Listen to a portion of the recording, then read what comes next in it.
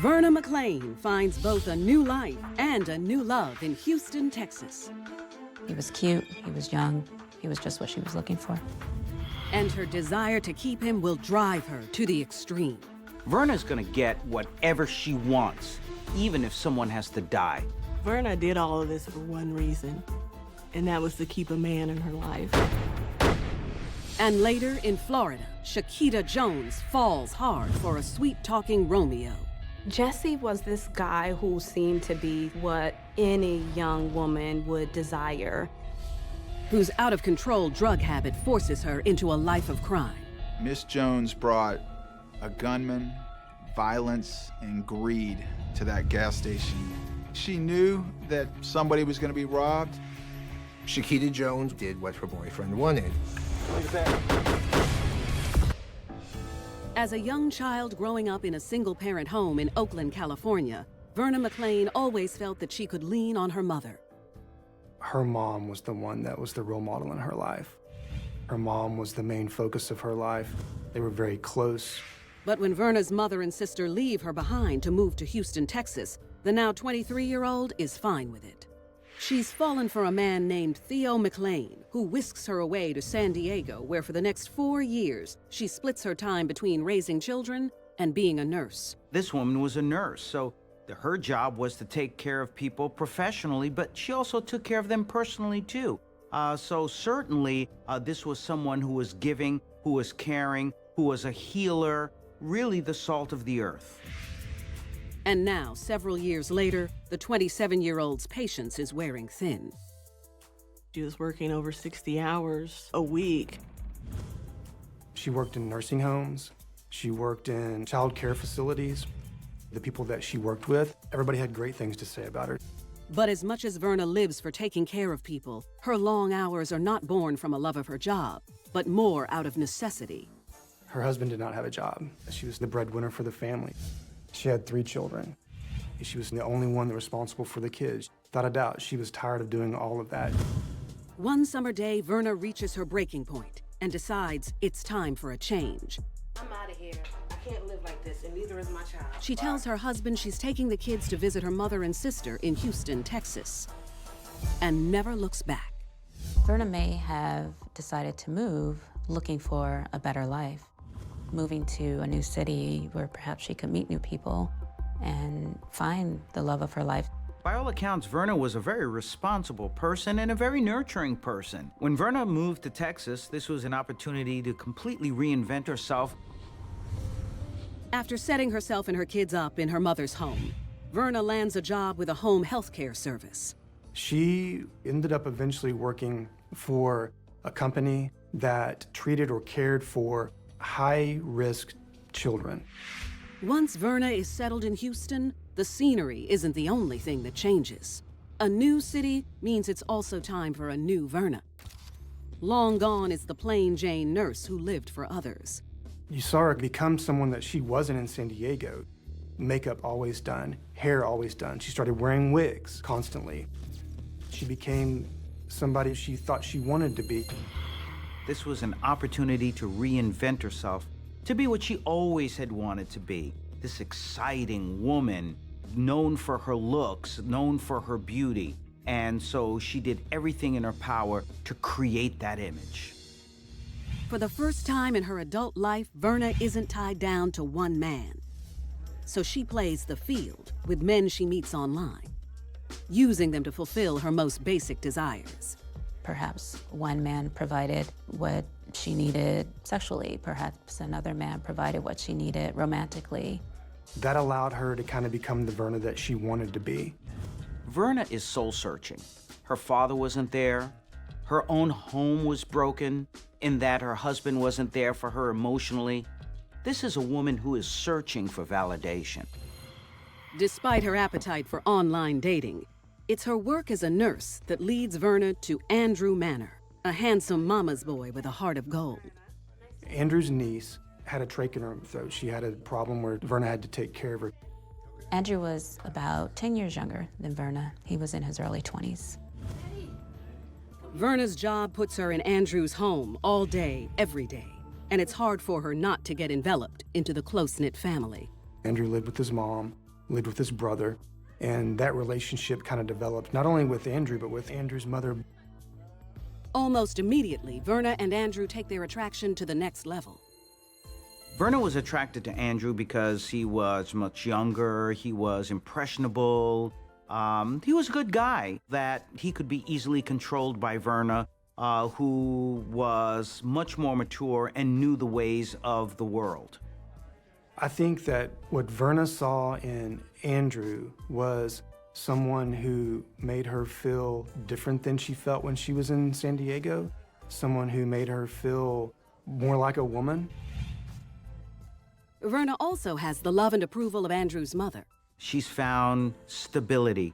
Things are going well with her family, things are going well with Andrew and his mother. They're showering her with affection. She feels special, she feels great, and she's not going to let anything come in the way of where she is right now, in the way of this happiness. Nothing. But having all of her needs met isn't enough for Verna. She's worried that she might lose Andrew to a more desirable woman, one who's closer to his own age. She needs to ensure Andrew will be in her life forever, so she decides to tell him she's carrying his child. Andrew was very excited to be a father. He was happy about it. It speaks about pure emotion and desperation and doing whatever you have to do in order to keep your relationship alive. Verna may have known enough about Andrew to know that if she told him she was pregnant, that he would stick around. What Andrew doesn't know is that Verna is unable to give birth. After the birth of Verna's third child, she got her tubes tied. She couldn't be pregnant, but that didn't stop her from saying that she was pregnant. With a 9-month deadline in place, Verna must come up with a plan to ensure her future with the man she loves, or lose him forever. When I think about what Verna McClain did, it haunts me to this day. Verna was about to step out of her body for this man. It was scary what she did for him. In Houston, Texas, Verna McClain is so enamored with her young paramour that she tells him she's pregnant, even though she is unable to have children after a previous surgery. The reason she couldn't get out of the lie with Andrew was because she got her tubes tied. But Andrew starts talking marriage. Andrew was expecting to have a new son or daughter and was very excited about it. Here's a situation, he has a stable woman, stable relationship, and he has a child that's on the way. And so it was easy for him to feed into all of the lies he was being fed by Verna, even if they were ridiculous lies. He's also excited to share the news with the other woman in his life. Andrew's mom and Andrew, they were so excited that they were gonna have a baby with her and be a dad and be a grandma. As the months progress, Verna continues to lie about her pregnancy, and Andrew and his mother fall for it hook, line, and sinker. Verna would have been able to pull this off because she's a nurse, so she knows what's involved in being pregnant, and she's also a mother. Verna had a heavier body build, so it would have made it easier for her to lie about the pregnancy. She doesn't tell her own family about Andrew, so that she doesn't have to worry about perpetuating the lie at home.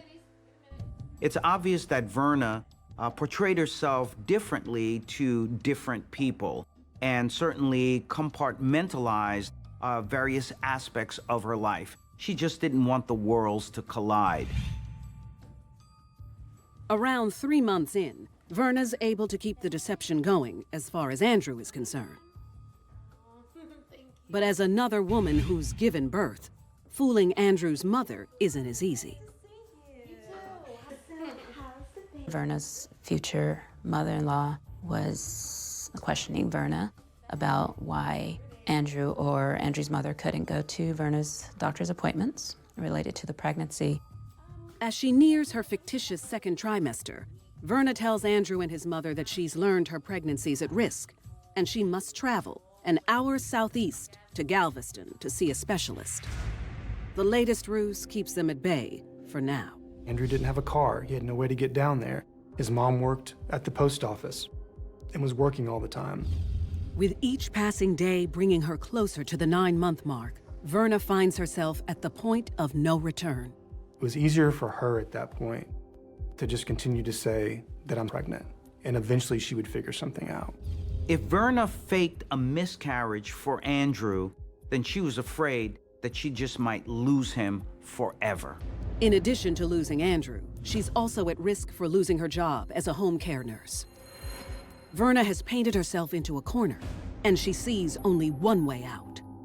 She knew that she had to produce a baby to show Andrew. The only thing that came into her mind was to kidnap a child. She comes up with a plan and sets it in motion. First, Verna comes up with a story to tell her own family, to explain why she may soon be coming home with a child.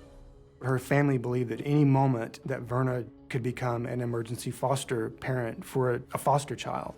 And it made complete sense. Verna was a nurse. Verna took care of children. And so nobody really ever questioned it.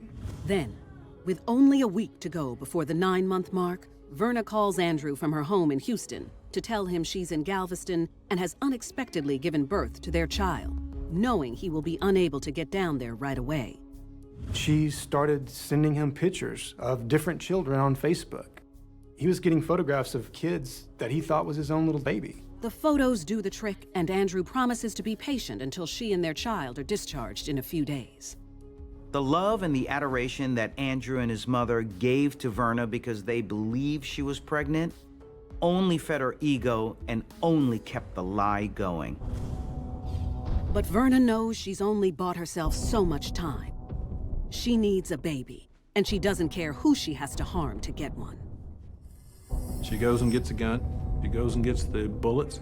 Verna did all of this for one reason, and that was to keep a man in her life. And later, in Lake City, South Carolina, Shakita Jones puts her man's needs before her own, with fatal effect. Verna McLean's hot young boyfriend thinks she's just given birth to their son in Galveston. But she doesn't have a baby to show for it, and now she must kidnap one. She had a goal in mind, and she was going to accomplish that goal, whatever it took. And it takes getting a gun. To get a gun in Texas, all you have to do is to have a clean record. They do a background check on you, fill out an application, and purchase the gun. With her own car prone to breakdowns, Verna borrows her sister's car and drives to a pediatric clinic less than 2 miles from her sister's apartment in Houston. It's a standalone location. It's not going to have the same safety standards as a hospital. It's going to be much easier to kidnap a child in the parking lot of a pediatric clinic than it is to whisk a baby away from a hospital. Verna waits for hours, hoping someone shows up at the clinic with a newborn who fits the bill. As Verna was sitting there watching these moms go back and forth, she had plenty of time to rethink this, to do something else. But I think she was just feeling so desperate that she had to do it. Verna's patience pays off when she sees a young Caucasian woman pull up in a pickup truck. She was trying to pass off the baby as someone who could be Andrew's baby, and so a white baby. Kayla Golden Schuchard is at the clinic for a postnatal checkup with her 3-day-old son, Keegan. Kayla was a 28-year-old mother of 3. She was a stay-at-home mom. She and her husband, Kevin, had been married for about 3 years.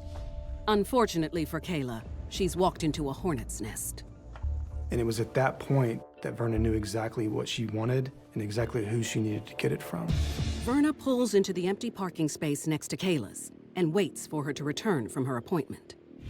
A little over an hour later, Kayla exits the clinic with Keegan. Kayla's making her way to the pickup truck. When Verna sees Kayla, she's probably thinking it's now or never. Verna rolled down the window, put her arm out. Kayla never saw Verna McLean. As Kayla's putting her child in the car seat, she's shot in the back 7 times. But despite being mortally wounded, Kayla's not giving up her baby without a fight. What you have is Verna taking baby Keegan, getting in the vehicle, and then Kayla kind of struggling with her, still trying to get the baby as she falls to the side. Verna speeds off and heads toward her sister's apartment. For Verna to kill Kayla in broad daylight and snatch that baby. It speaks about being totally emotional to the point of pure desperation. 911 is flooded with calls from eyewitnesses to the crime as bystanders rush to Kayla's side. Kayla was still alive when EMS responded and when law enforcement got there. What she was telling the paramedics, other first responders, was what her baby was wearing. Her main concern was getting her baby back. Kayla is loaded into an ambulance, but loses consciousness and slips away en route to the hospital. She died protecting her kid. And that stuck with me then, it sticks with me now. At the scene, concerned citizens provide the police with crucial details about the attack. There were a lot of witnesses that were able to give us a description of the vehicle, and I believe of the license plate as well. Law enforcement issues a be on the lookout for the car and plates described. Meanwhile, Verna stops at her sister's house to drop off the car and change out of her blood-spattered clothes. Then, she calls Andrew's mother. Verna called her and said, hey, I've got the baby, I'm in town. I need you to take me over to my mom's house. I'm at my sister's house.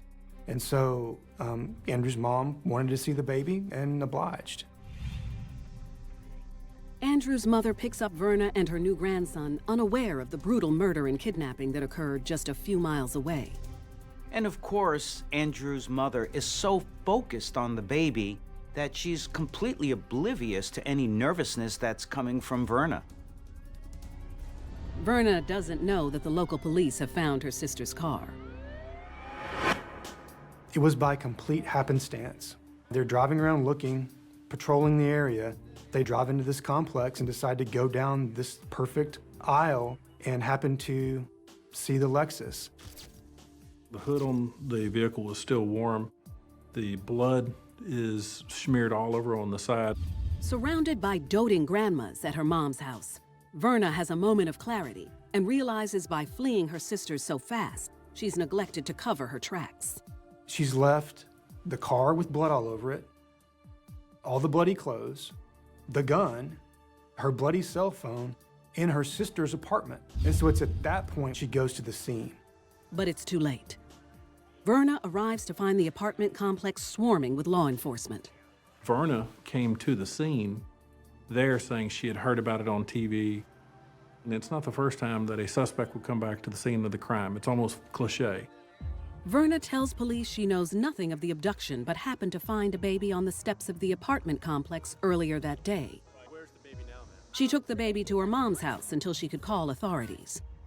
But police know it's a tall tale. Verna's story's not making sense because we obviously know that the child wasn't found on the steps, that the child's mother had been murdered. Police at this point have identified that vehicle that Verna used that had blood all over it, that had shell casings laying in the floorboard of the car. As detectives on scene continue to talk to Verna, law enforcement are dispatched to her mother's house. They go to the house, the Texas Rangers make entry into the home, and they find Kayla's child there. The moment detectives at the apartment complex get word of baby Keegan's safe recovery, Verna's arrested for the kidnapping of 3-day-old Keegan Schuchart and the first-degree murder of his mother, Kayla. The tragic part of this situation is that Kayla died not knowing whether or not her child was still alive, whether or not her child had been found. Later that night, Andrew finds out what happened while watching the news. He rushes down to the jail to be by Verna's side. For Andrew and his mother, this was an enormous betrayal because here was a woman that they trusted more than anything, that they treated like a queen, and to find out that she was a liar, she was a killer. But despite the earth-shattering revelation, as Verna awaits her day in court, Andrew stands by his woman. He still loved her. In his mind, he felt that she had murdered someone for him, that this whole thing was because of him. She did this for him. It's fascinating how Verna just had a change of heart. Here she did all of these things for Andrew in her mind in order to please him, but at the end of the day, she now feels less than zero for him.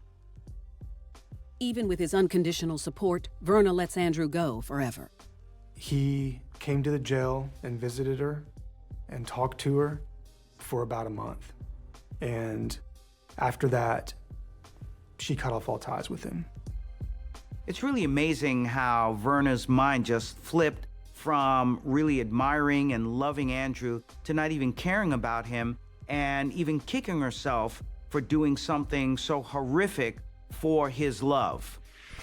Facing the death penalty, Verna takes a deal and pleads guilty in exchange for a sentence of life without the possibility of parole. Verna McLean decided to accept responsibility.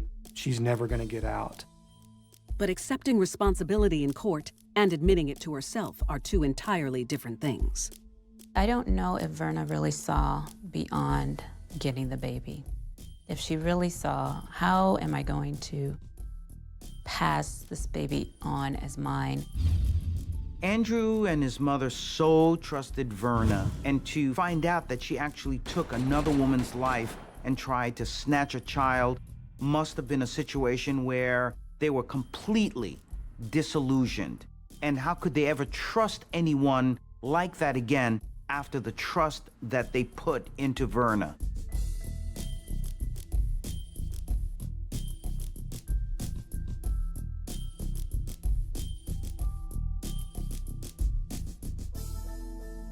Verna McLean was willing to do anything to keep her man, even if it meant taking someone else's life and kidnapping their baby.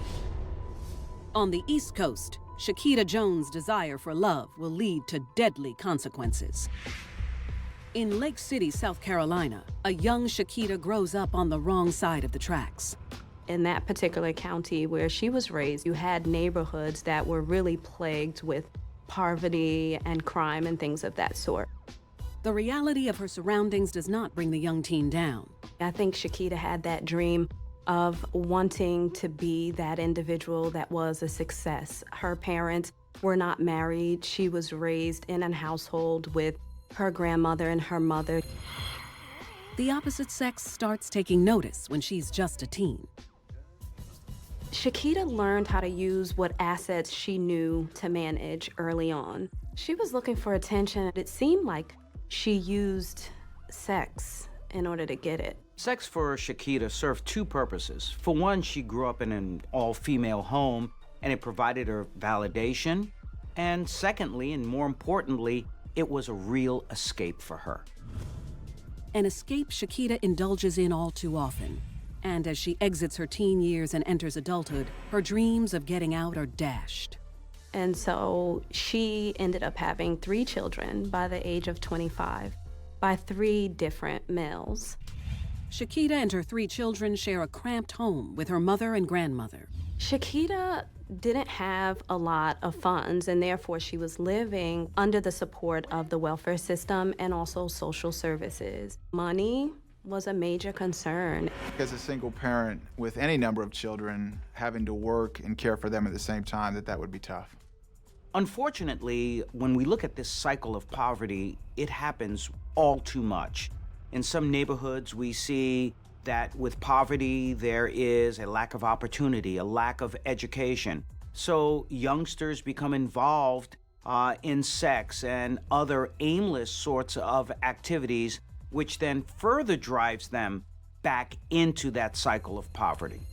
However, Shakita's circumstances are about to change with the arrival of a smooth-talking Romeo who promises to make all her dreams come true. I think it's fair to say that she was desperate. She loved him to the point where she was willing to do anything he wanted. In the small town of Lake City, South Carolina, 28-year-old Shakita Jones seems destined to live a life of limited means. She so desperately wanted to get out of poverty. She didn't want to live in a household with her mother, her grandmother, and her 3 children. Money isn't the only thing missing from Shakita's life. She wanted and was in search of love and that desire to be respected. One of the few bright spots is Sunday worship with her grandmother.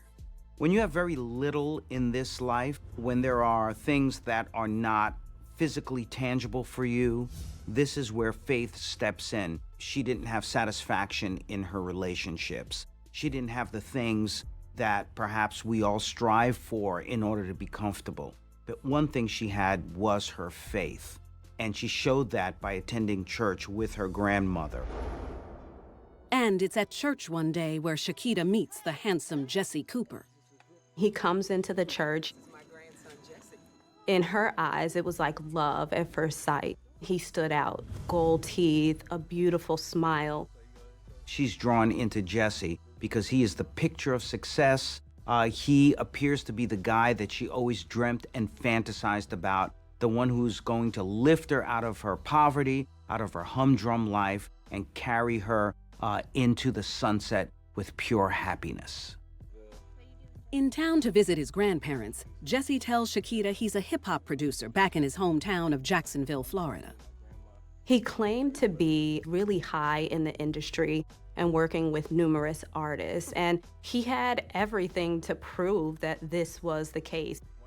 Really long gold chains, nice sneakers, a really nice SUV with shiny rims.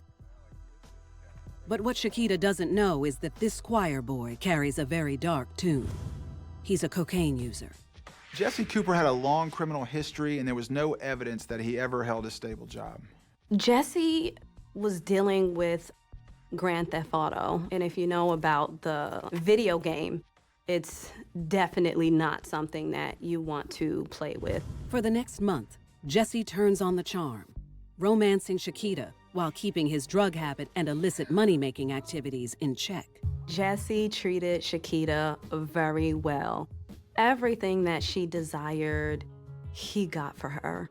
He was very nice to her 3 children. He was respectful to her. It was everything that she wanted. She was living on cloud 9. And when after a month, Jesse has to go back home to Jacksonville, Shakita's heartbroken.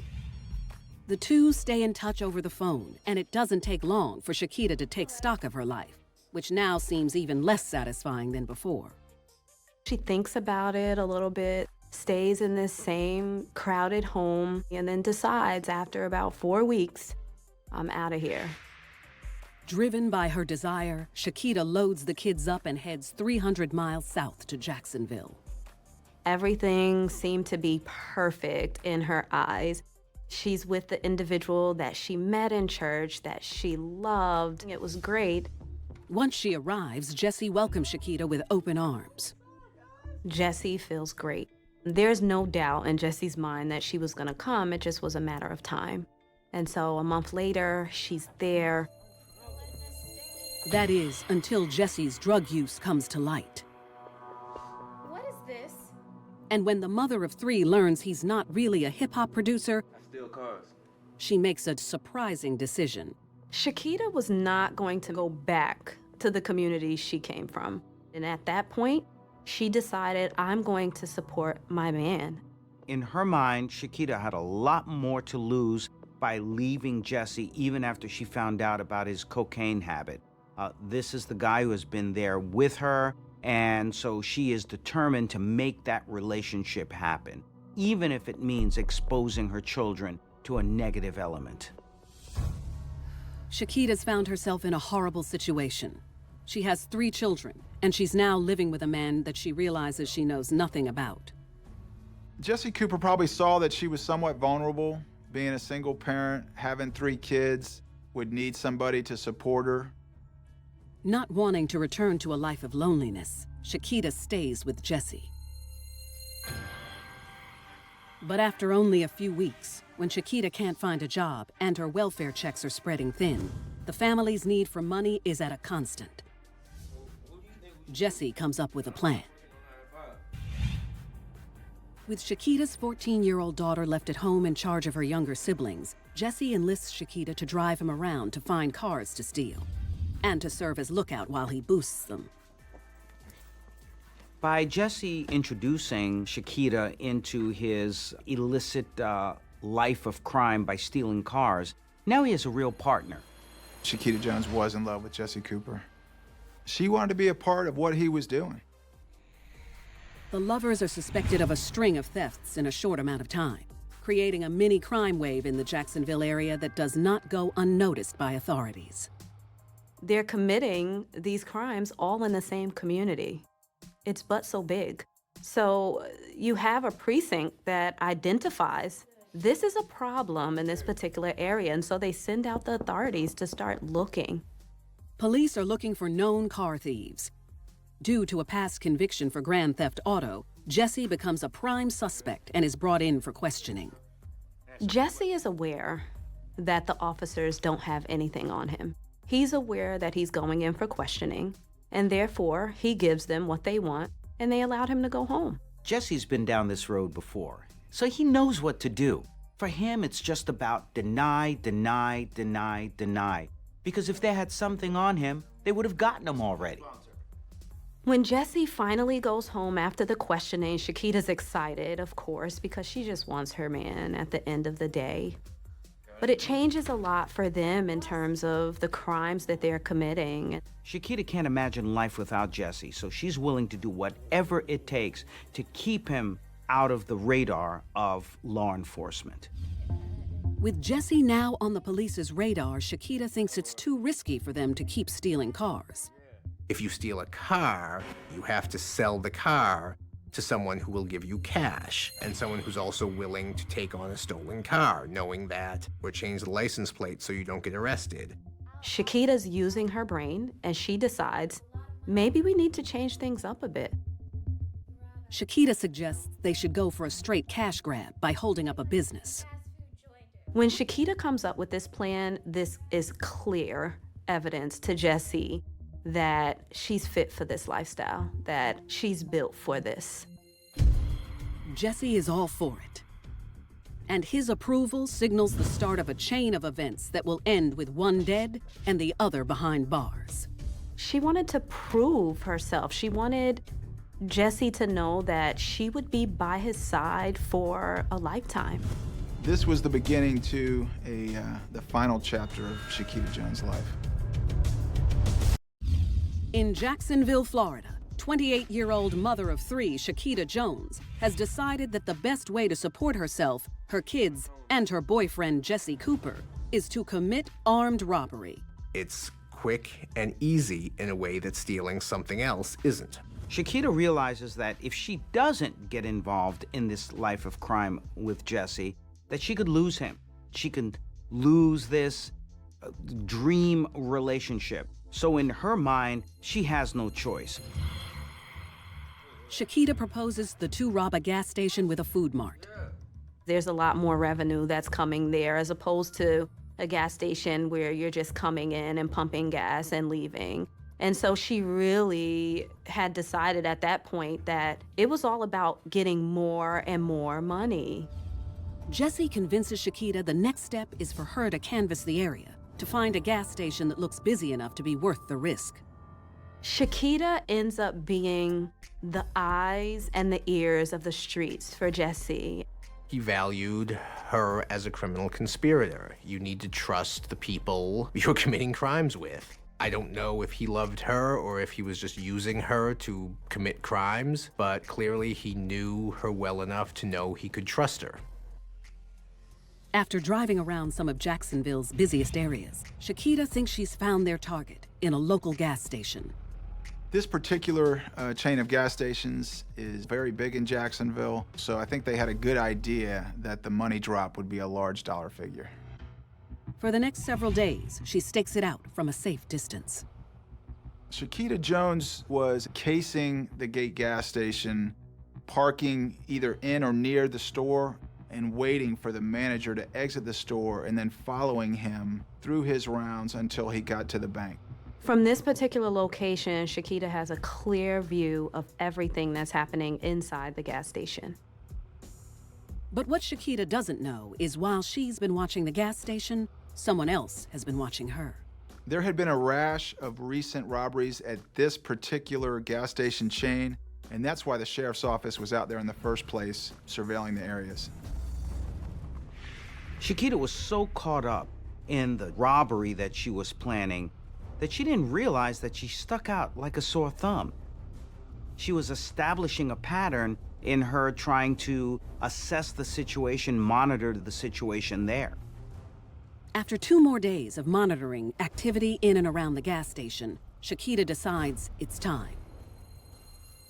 Because of the surveillances that Shakita did, she's fully aware that the store manager leaves at 10 a.m. in order to go make this big deposit.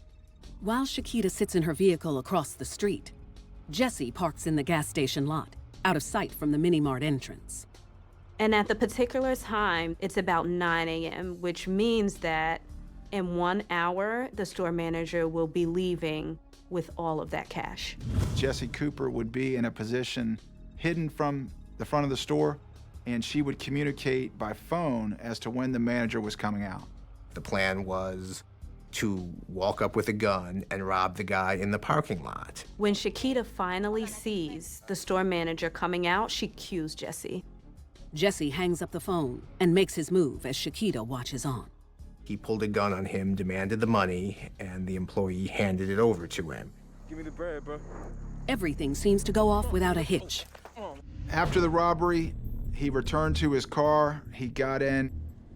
But suddenly, 2 unmarked police cars pull into the gas station and block Jesse. The police cut him off. They got out of their car, they raised firearms to him, told him to put his hands up, and rather than put his hands up, he brought up a firearm. 28-year-old single mother Shakita Jones and her boyfriend Jesse Cooper came up with what they thought was a foolproof scheme to rob a gas station in Jacksonville, Florida, only to have their plan go spectacularly wrong. As he was preparing to leave the parking lot, the police cut him off. They got out of their car, they raised firearms to him, told him to put his hands up, and rather than put his hands up, he brought up a firearm, and then the police opened fire. Jesse is shot multiple times, and he dies immediately. Watching her boyfriend being gunned down by the police and knowing it was her plan, Shakita is in shock, she's in disbelief, but eventually goes into the mode of guilt. But just as she starts her car, the authorities who've been keeping an eye on her move in. Shakita is arrested without incident. When it comes time to protect her own skin, that's exactly what she does. It becomes all about her and not about Jesse. At the police station, Shakita pleads ignorance, claiming Jesse never told her he planned on robbing the gas station. Shakita can't see life without Jesse. This is something that she just can't do. So she'll do whatever it takes to make sure that she stays out of the radar of law enforcement. Shakita is indicted, and not only for the robbery. In a shocking turn of events, she is also charged with the murder of Jesse Cooper. Under Florida law, if anyone dies in the commission of a crime, the people who were involved in the crime are responsible for that person's death.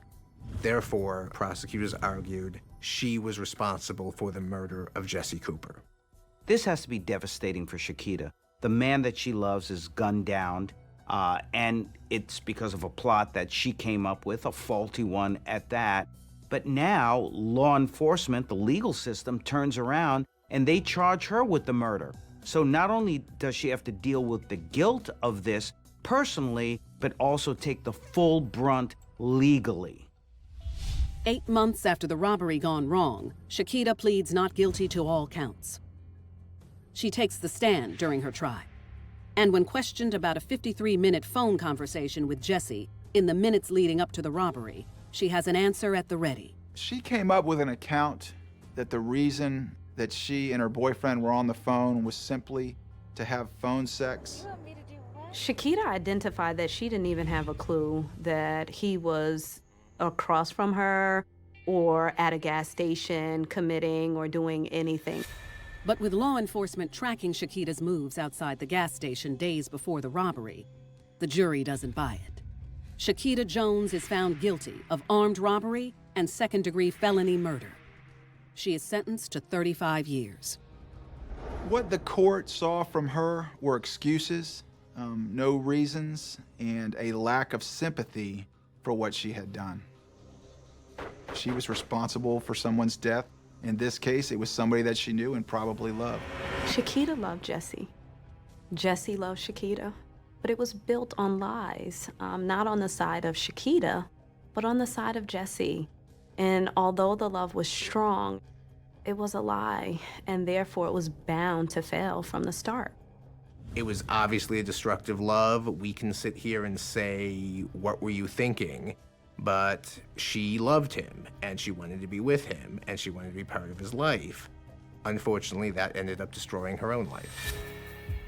He ended up dying, she ended up being in prison, and now her life is virtually over.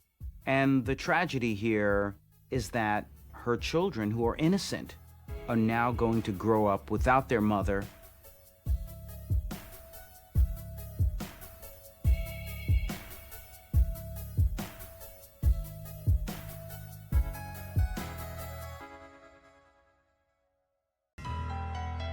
Alabama single mother Felicia Scott is given a second chance at happily ever after when a not-so-secret admirer from her past re-enters her life.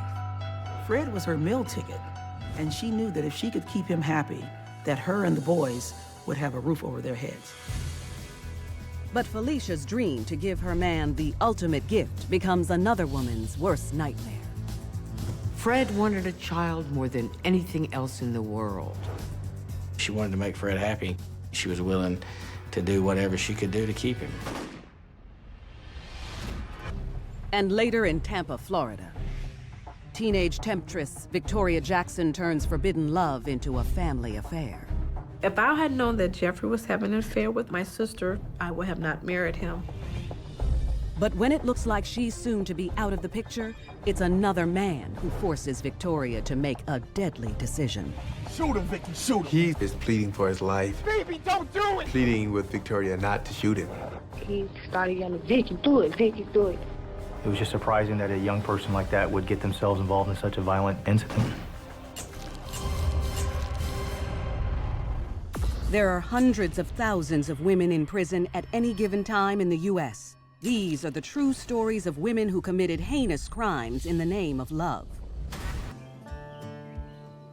Growing up in a single-parent home in Tuscaloosa, Alabama, has little Felicia Scott dreaming of one day having a family of her own. Felicia Scott, she was a normal kid, grew up in a middle-class family, really had no problems. Her father just wasn't in the picture and took no part in raising her. That job was handled by her mother and her grandmother. When some children grow up in a single-parent home, they tend to look at how other kids are living, especially those with an intact family. So they start having these sorts of utopian ideas as to what that ideal family life really should be. Before the ink has time to dry on her diploma, Felicia is already taking the first step toward having a perfect family when she dives into marriage with her high school sweetheart. Felicia hastily married. She thought she was ready to be a wife and a mother. She wasn't. But after 5 years of marriage and 2 kids, Felicia's overbearing attitude drives her husband away. Felicia's personality was very dominating. In fact, it poisoned the relationship. Felicia's husband just couldn't take it anymore. When she divorced, she didn't realize what a burden it would be to raise 2 little boys all on her own. By the age of 23, Felicia is the living embodiment of everything she never wanted. A perpetually broke single mother barely able to raise her sons. She worked odd jobs, and she knew desperately that she wanted to be with someone, find a husband, if possible, to help her with her children. After several lonely and financially difficult years, a light at the end of the tunnel arrives. When Felicia runs into Fred Polian, a one-time admirer from her past. Fred and Felicia actually knew each other from back in the day. So when they saw each other, they were really sort of reconnecting. Felicia always suspected the older man had a crush on her. And now, at the age of 27, she's more than happy to give Fred a chance. Before long, Fred and Felicia start spending every day together. Fred was an ideal match for Felicia because he was kind of reserved. He was not assertive at all. And this fit with what Felicia wanted in a man very well. Fred worked at a place for troubled kids, and he had a real fondness toward helping kids. Life with Fred is already proving to be the kind of relationship Felicia's been longing for her whole life. In their first year of dating, Felicia and Fred move in together, and Fred wants to take the relationship to the next level. He wants Felicia to have his baby. Fred wanted to make a mark in his life, and he thought having a child, a daughter or son, would be something that would be special and hold him in high esteem. The pressure is on for Felicia to get pregnant. You know, in her mind, I think she felt like she needed to be able to have a child in order to keep Fred, because it was such a priority in his life. The two waste little time trying. Fred couldn't keep his hands off of her. He was all over her every day. Nearly every day, Fred asked Felicia, "Are you pregnant yet?" She felt the pressure because every time he asked that question, what she heard was, "You're about to be on your own again." A month later, Felicia approaches Fred and tells him what he's been dying to hear. You're gonna be a father. Felicia told Fred that she was pregnant. This was the news he had been waiting for. He was so happy. He couldn't have asked for anything else. But Fred will soon learn that there's nothing delicate about Felicia. And the only thing she's carrying is a deep, dark secret. She was so determined to keep her man that she would do anything to uphold or keep this crazy and sick fantasy. The desperate person does this, a person who feels like they have no other options. 1 year into their relationship, 28-year-old Felicia Scott gives her live-in boyfriend Fred Polian the ultimate gift when she tells him she's expecting his baby in Tuscaloosa, Alabama. Felicia knew that part of the bargain for getting Fred to take care of her was that she had to give him a baby. When Fred heard the news about her pregnancy, he was speechless. He was so excited. But Fred's excitement will be short-lived if he ever finds out Felicia's secret. Felicia had had a hysterectomy earlier in her life, so she knew from that point forward, she could not have a child. But Felicia needs to find a way to keep her pregnancy lie going. Come in. And when an opportunity presents itself in the form of her boy's babysitter, 17-year-old Corethia Curry, she jumps on it. Corethia was babysitting Felicia's 2 boys. Can I tell you something? Yeah. And Corethia confided in Felicia I'm pregnant. about her pregnancy. Oh my gosh, congratulations. Corethia was a sweet young girl. She was 17 years old. She was somewhat naive. Let me look at you. She lived in the same neighborhood as Felicia.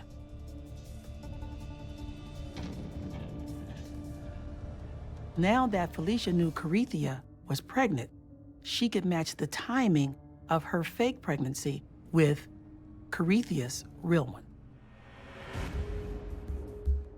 Felicia wastes no time setting her devious plan in motion. Felicia told people that she was having morning sickness. She didn't wear maternity clothes. She didn't swell up. She talked about, you know, the fact that she didn't have a big belly, but that she carried her weight in her behind.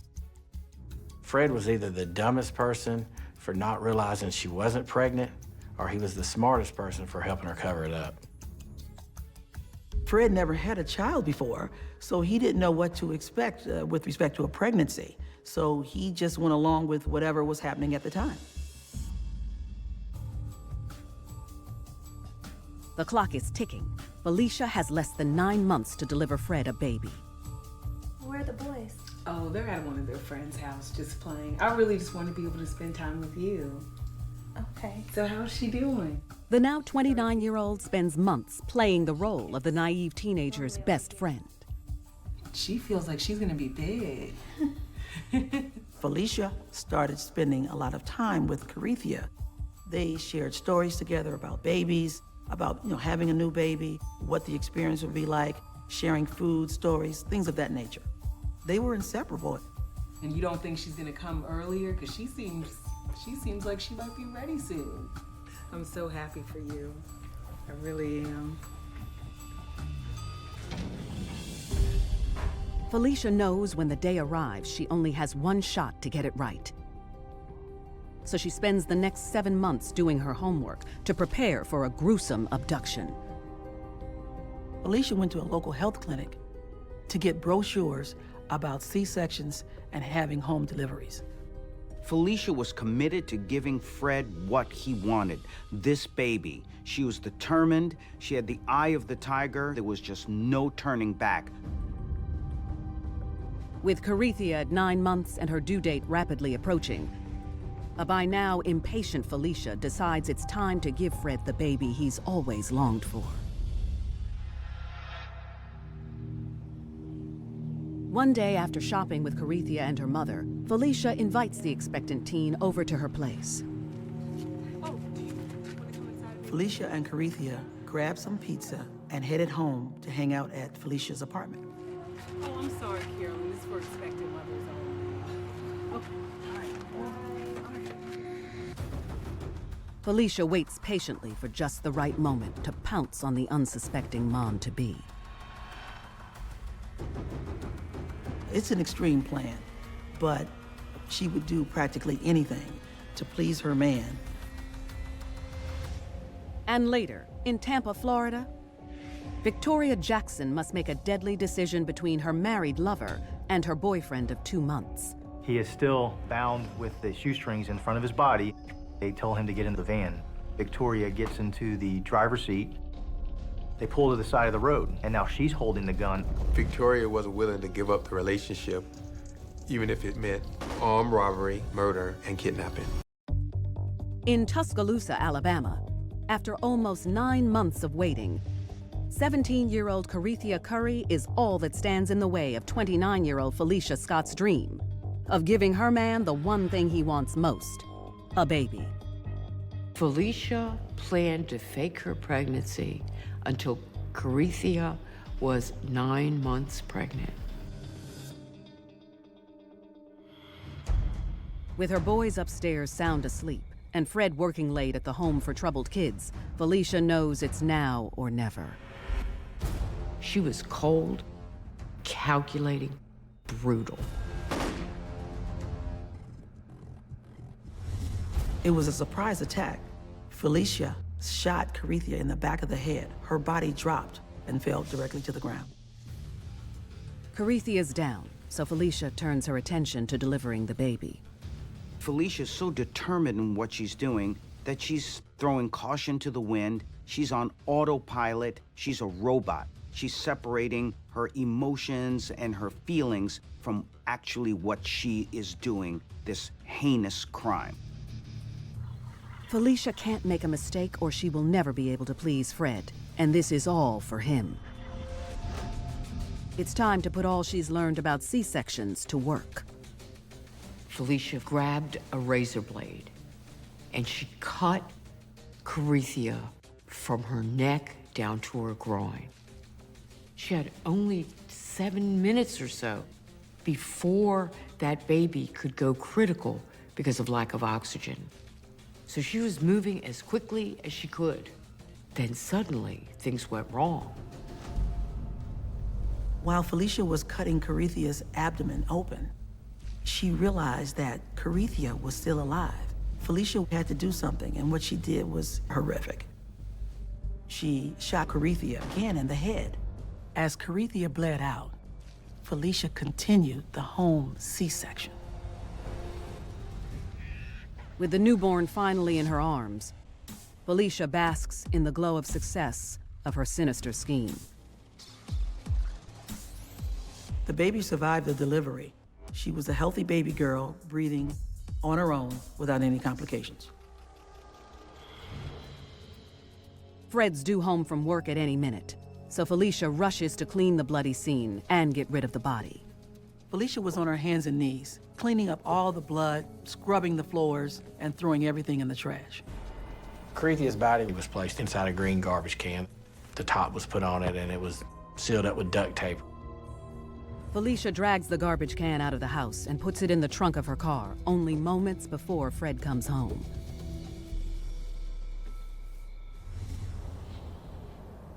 Fred, it happened. Fred couldn't believe his eyes. He thought it was odd, but he didn't question it. He was just happy to see his new baby girl, and he just melted. When Felicia saw that Fred was holding that baby, for her, her prayers had been answered, all of the heinous actions were worth it. She was a mother to this child for Fred, and mission accomplished. She was in nirvana. His reaction leaves no doubt in Felicia's mind that she's done the right thing, but there's still something she needs to take care of. Felicia pointed out to Fred that there were lots of bloody towels and sheets that needed to be disposed of, and they were in the trash can. And she wanted him to take that out right away and just get rid of it. Happy to do anything for the woman who's just given birth to his daughter, Fred dutifully follows Felicia's instructions and dumps the trash bin in a ravine 50 miles away. Fred never asked any questions about it, but he took the trash can out of the trunk of the car and let it roll down the ravine. Fred didn't have any reason not to trust Felicia. Then everything she did was pretty much perfect, and I assert that he really wanted to believe. With the evidence disposed of, Felicia focuses on Fred and their new baby, who they name Kiyomi.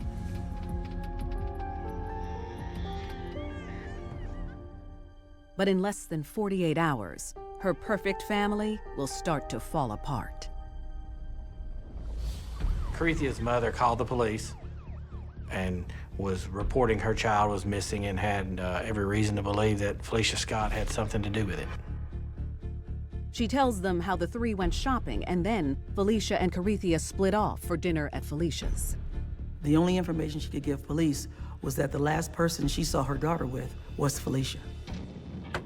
2 days later, with Fred at work, the police pay Felicia a visit. Felicia Scott?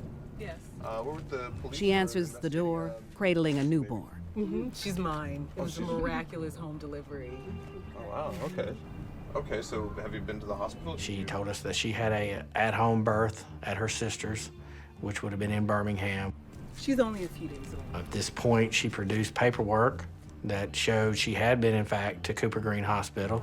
Are you familiar with the Corethia? Felicia doesn't miss a beat when asked about Corethia Curry's whereabouts. You know Corethia? I know Corethia, but she and her mother fought a lot. Corethia probably ran off again. Felicia said it was very possible that Corethia had just run away because of her unhappy home life.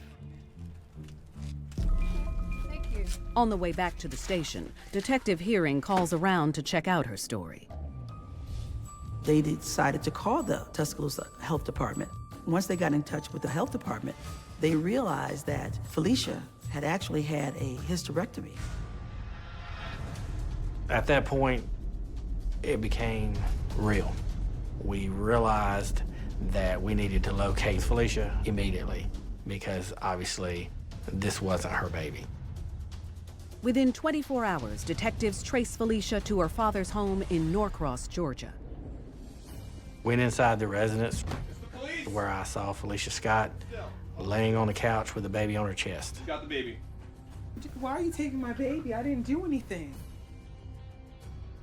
Down on the ground. Felicia stated to me that Corethia had given her that baby, that it was Corethia's baby, but that Corethia didn't want it, wanted her to have it, and that she gave her that baby and that she left that night just walking away.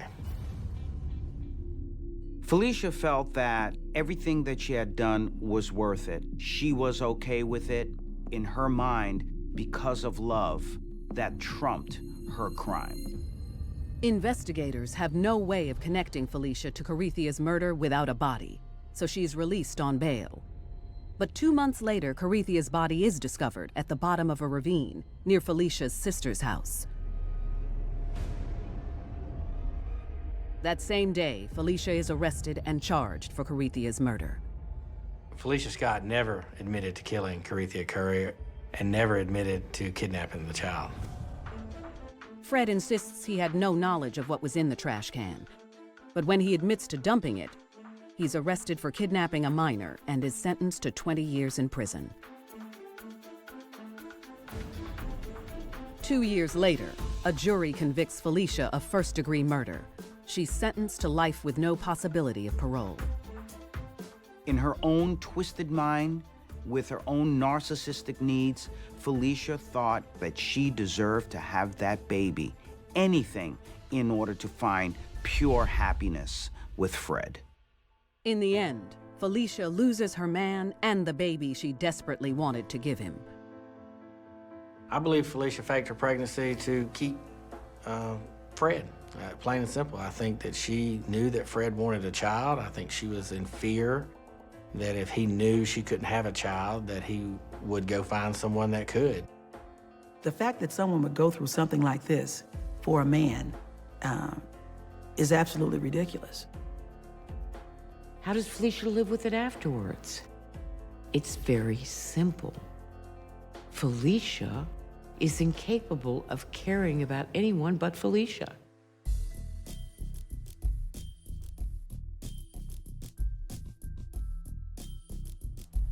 Felicia Scott took extreme measures to give her man a child, but she isn't the only woman willing to go to unspeakable lengths in the name of love.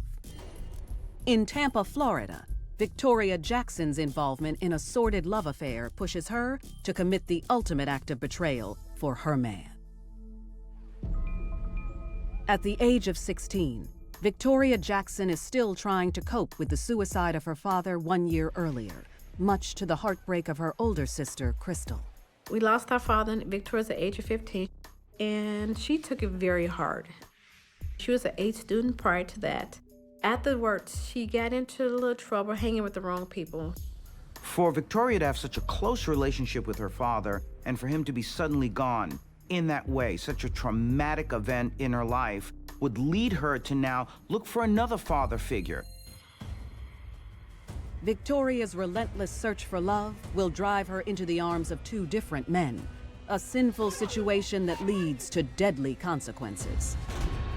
Victoria found herself living between a man that was controlling her with his demanding demeanor and another man who controlled her through his finances. She's just a puppet.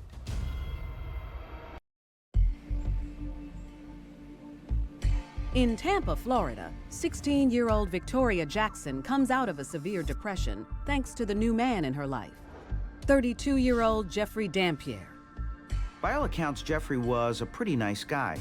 But you're talking about a 32-year-old being involved with a 16-year-old that was Victoria's age at the time. So you're talking about a relationship that was wholly inappropriate and, as well, illegal.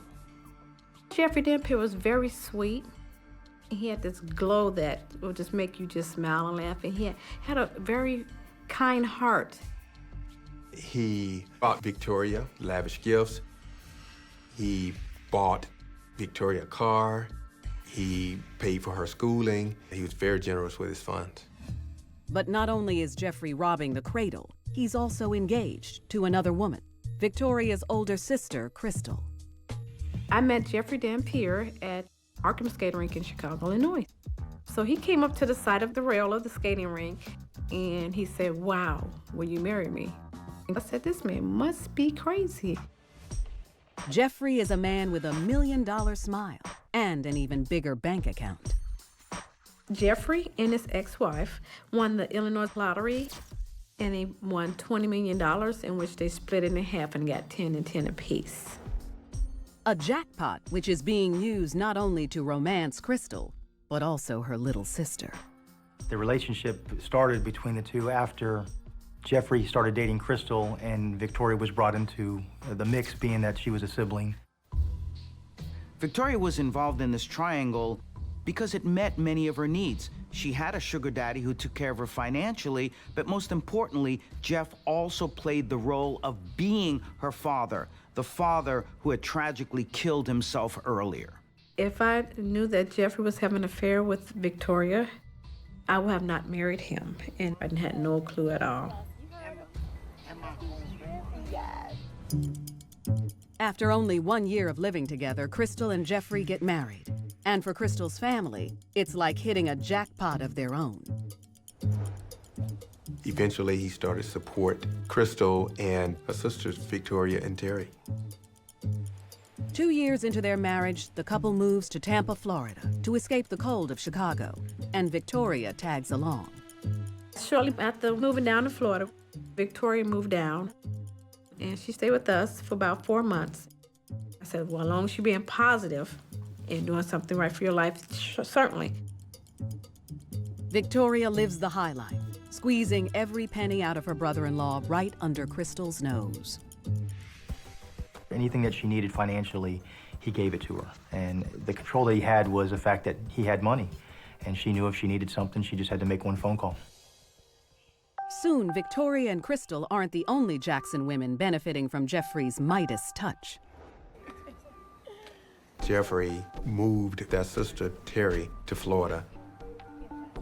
For the next 3 years, Jeffrey ponies up to Crystal's younger siblings' every need without complaint. And by all accounts, Crystal remains clueless about the affair. She's still Jeffrey's happy wife. I did not know who she was seeing. Honey, I'm home. I really can't say that I seen any difference, but the household was running normally. But Victoria eventually grows tired of playing second fiddle and gives Jeffrey an ultimatum. Vicky was very naive when she thought that Jeffrey would leave his wife and marry her. This is classic textbook. Quite often, husbands rarely leave their wives for the mistresses. After all, a lot of them think, why buy the cow when you can get the milk for free? Tired of only being used for sex, Victoria tells Jeffrey she needs some space. Jeffrey purchased Victoria an apartment. Victoria was trying to distance herself or wean herself away from Jeffrey. Jeffrey was paying for the apartment, so she was still under his control. He continued to control her through his funds. Oh yeah, I remember. Victoria rebels against Jeffrey by looking for other fish in the sea, and she is soon catching up with an old flame. You haven't changed a bit. Nathaniel Jackson. Still know the exact things to say. Victoria knew Nathaniel because they dated each other off and on for about 1.5 years when they both lived in Chicago. Victoria never really lost touch when she moved to Florida, and they quickly jumped back into a routine of talking and flirting.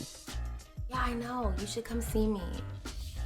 The age difference between Nathaniel and Victoria was about 2 years.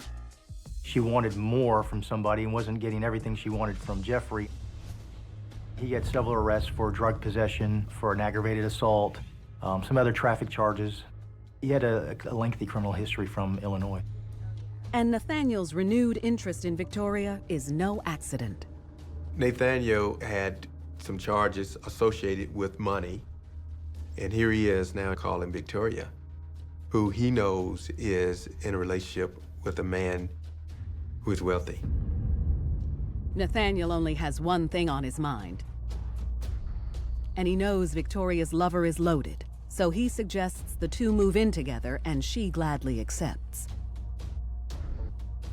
Nathaniel was with Victoria not so much out of love, but because he knew that she had access to Jeffrey's money. So for him, it was about the Benjamins. For Victoria, she was just happy to have a man by her side, having that warm body to keep her company. Any of the money that Victoria received from Jeffrey, they would spend it together. This was money being given to him by Jeff, so Nathaniel was basically being supported by him. It doesn't take long before Jeffrey finds out about him. Blinded by jealousy, he threatens to cut Victoria off. Jeffrey then goes to his wife with his intention and a made-up reason to go with it.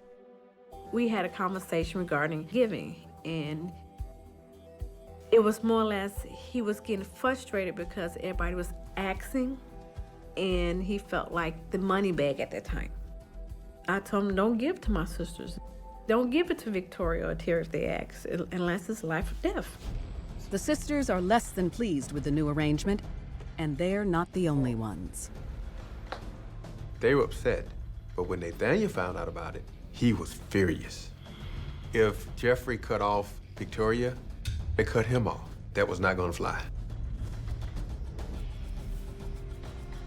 Now Victoria has to make a choice to stand by her man. But which one will it be? She's about to be forced into a deadly show of loyalty that will cost one of her men his life. He is pleading for his life, pleading with Victoria not to shoot him, not to shoot him. In Tampa, Florida, 5 years into their illicit affair, 23-year-old Victoria Jackson's sugar daddy and brother-in-law cuts her off when he finds out about her live-in boyfriend, Nathaniel Jackson. If Jeffrey cut off Victoria, they cut him off. And Nathaniel was not gonna live with that. That was not gonna fly. Call him up and get him over here. Victoria's loyalty now lies with Nathaniel. If Victoria can't have Jeffrey's love, then she and Nathaniel will have his money.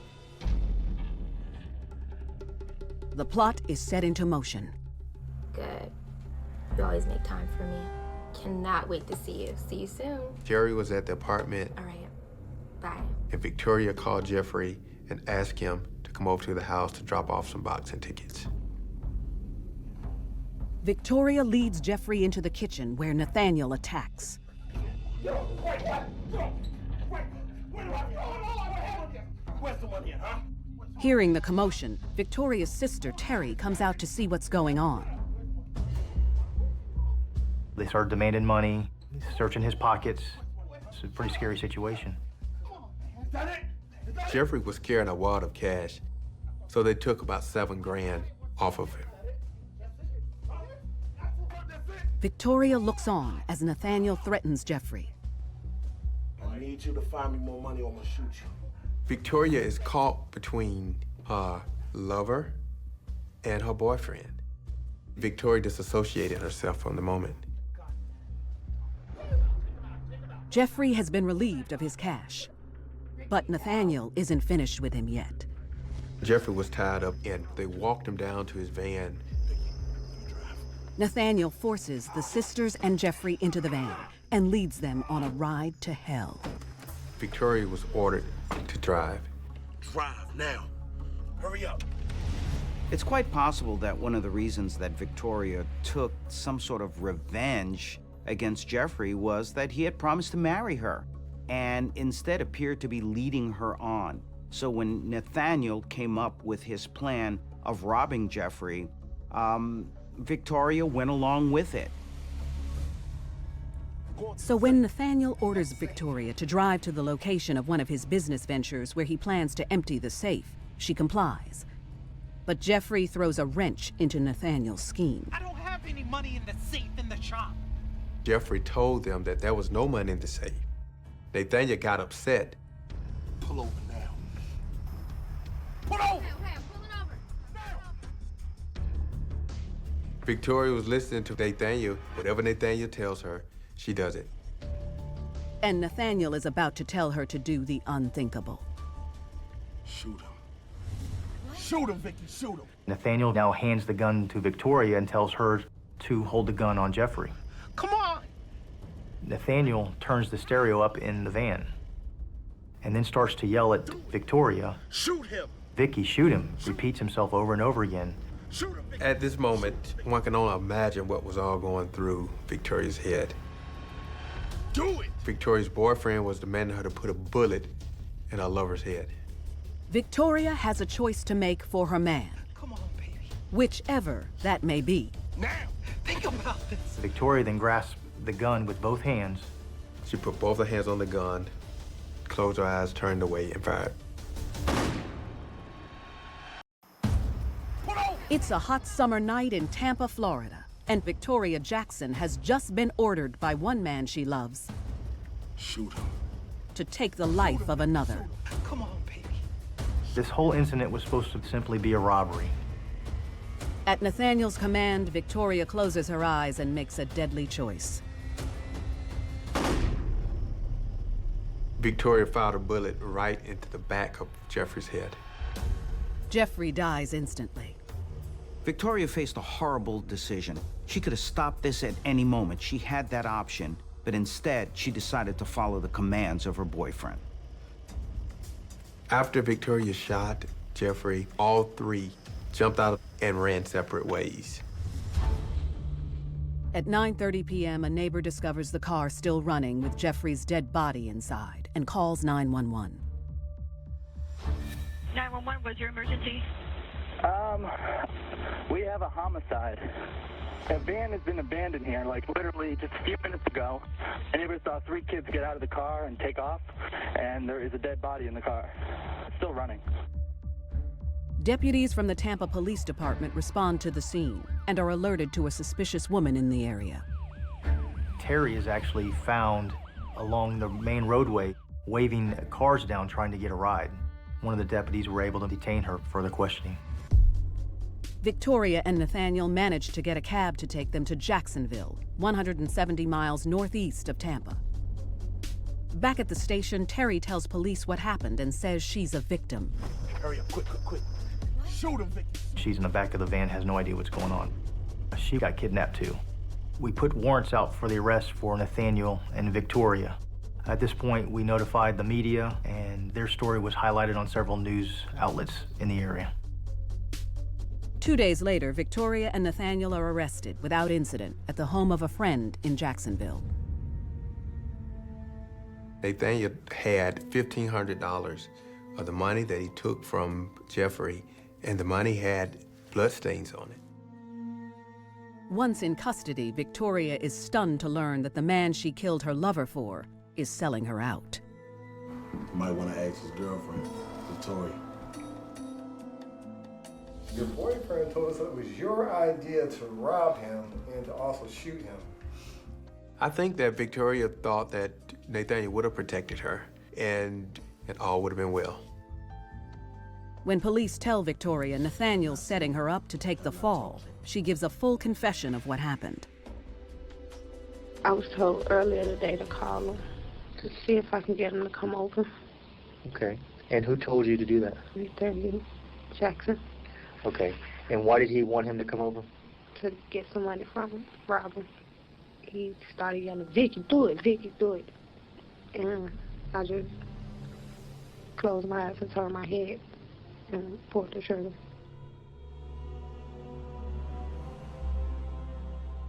When police allow Victoria to confront Nathaniel, he breaks down and confesses to everything. So be it. So be it. A few hours later, police deliver the devastating news to Jeffrey's wife, Crystal. They come in.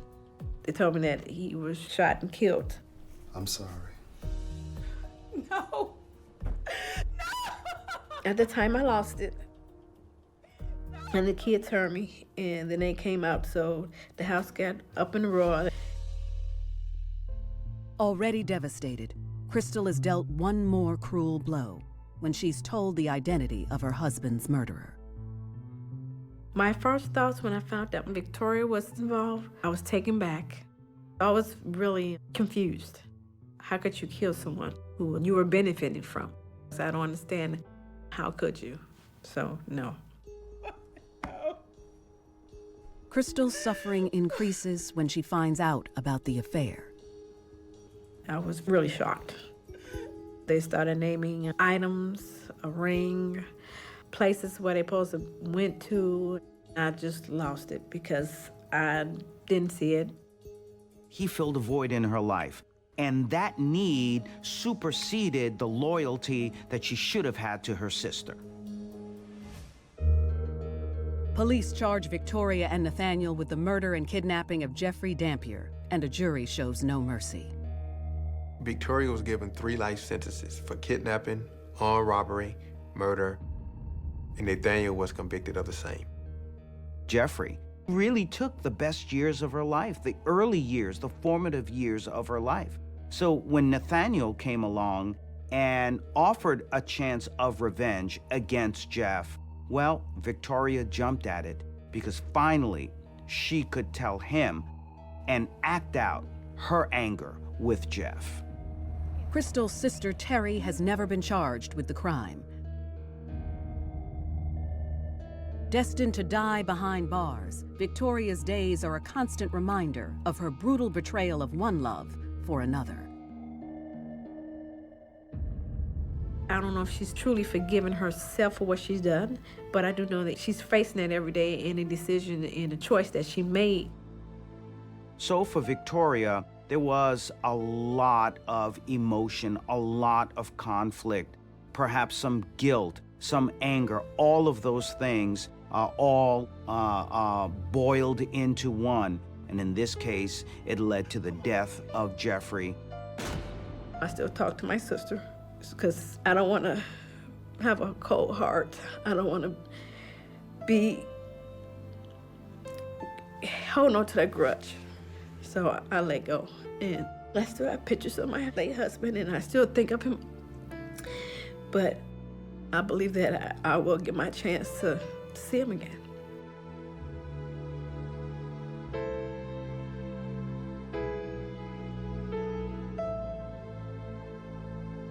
Jamaican national Jean Brown comes to the United States looking for the American dream and thinks she finds it when she meets a successful businessman. This woman came from a tiny little hamlet in Jamaica and wound up making $1 million a month. But that's nothing compared to the price Jean pays to show she can be just as ruthless as her man. Carl and Jean together was a deadly combination. And later, Rochester, New York single mother Natalie Johnson falls hard for a man with a criminal past. Get out of the car. Jarrell hung around a rough crowd. He was known to be the instigator of the group.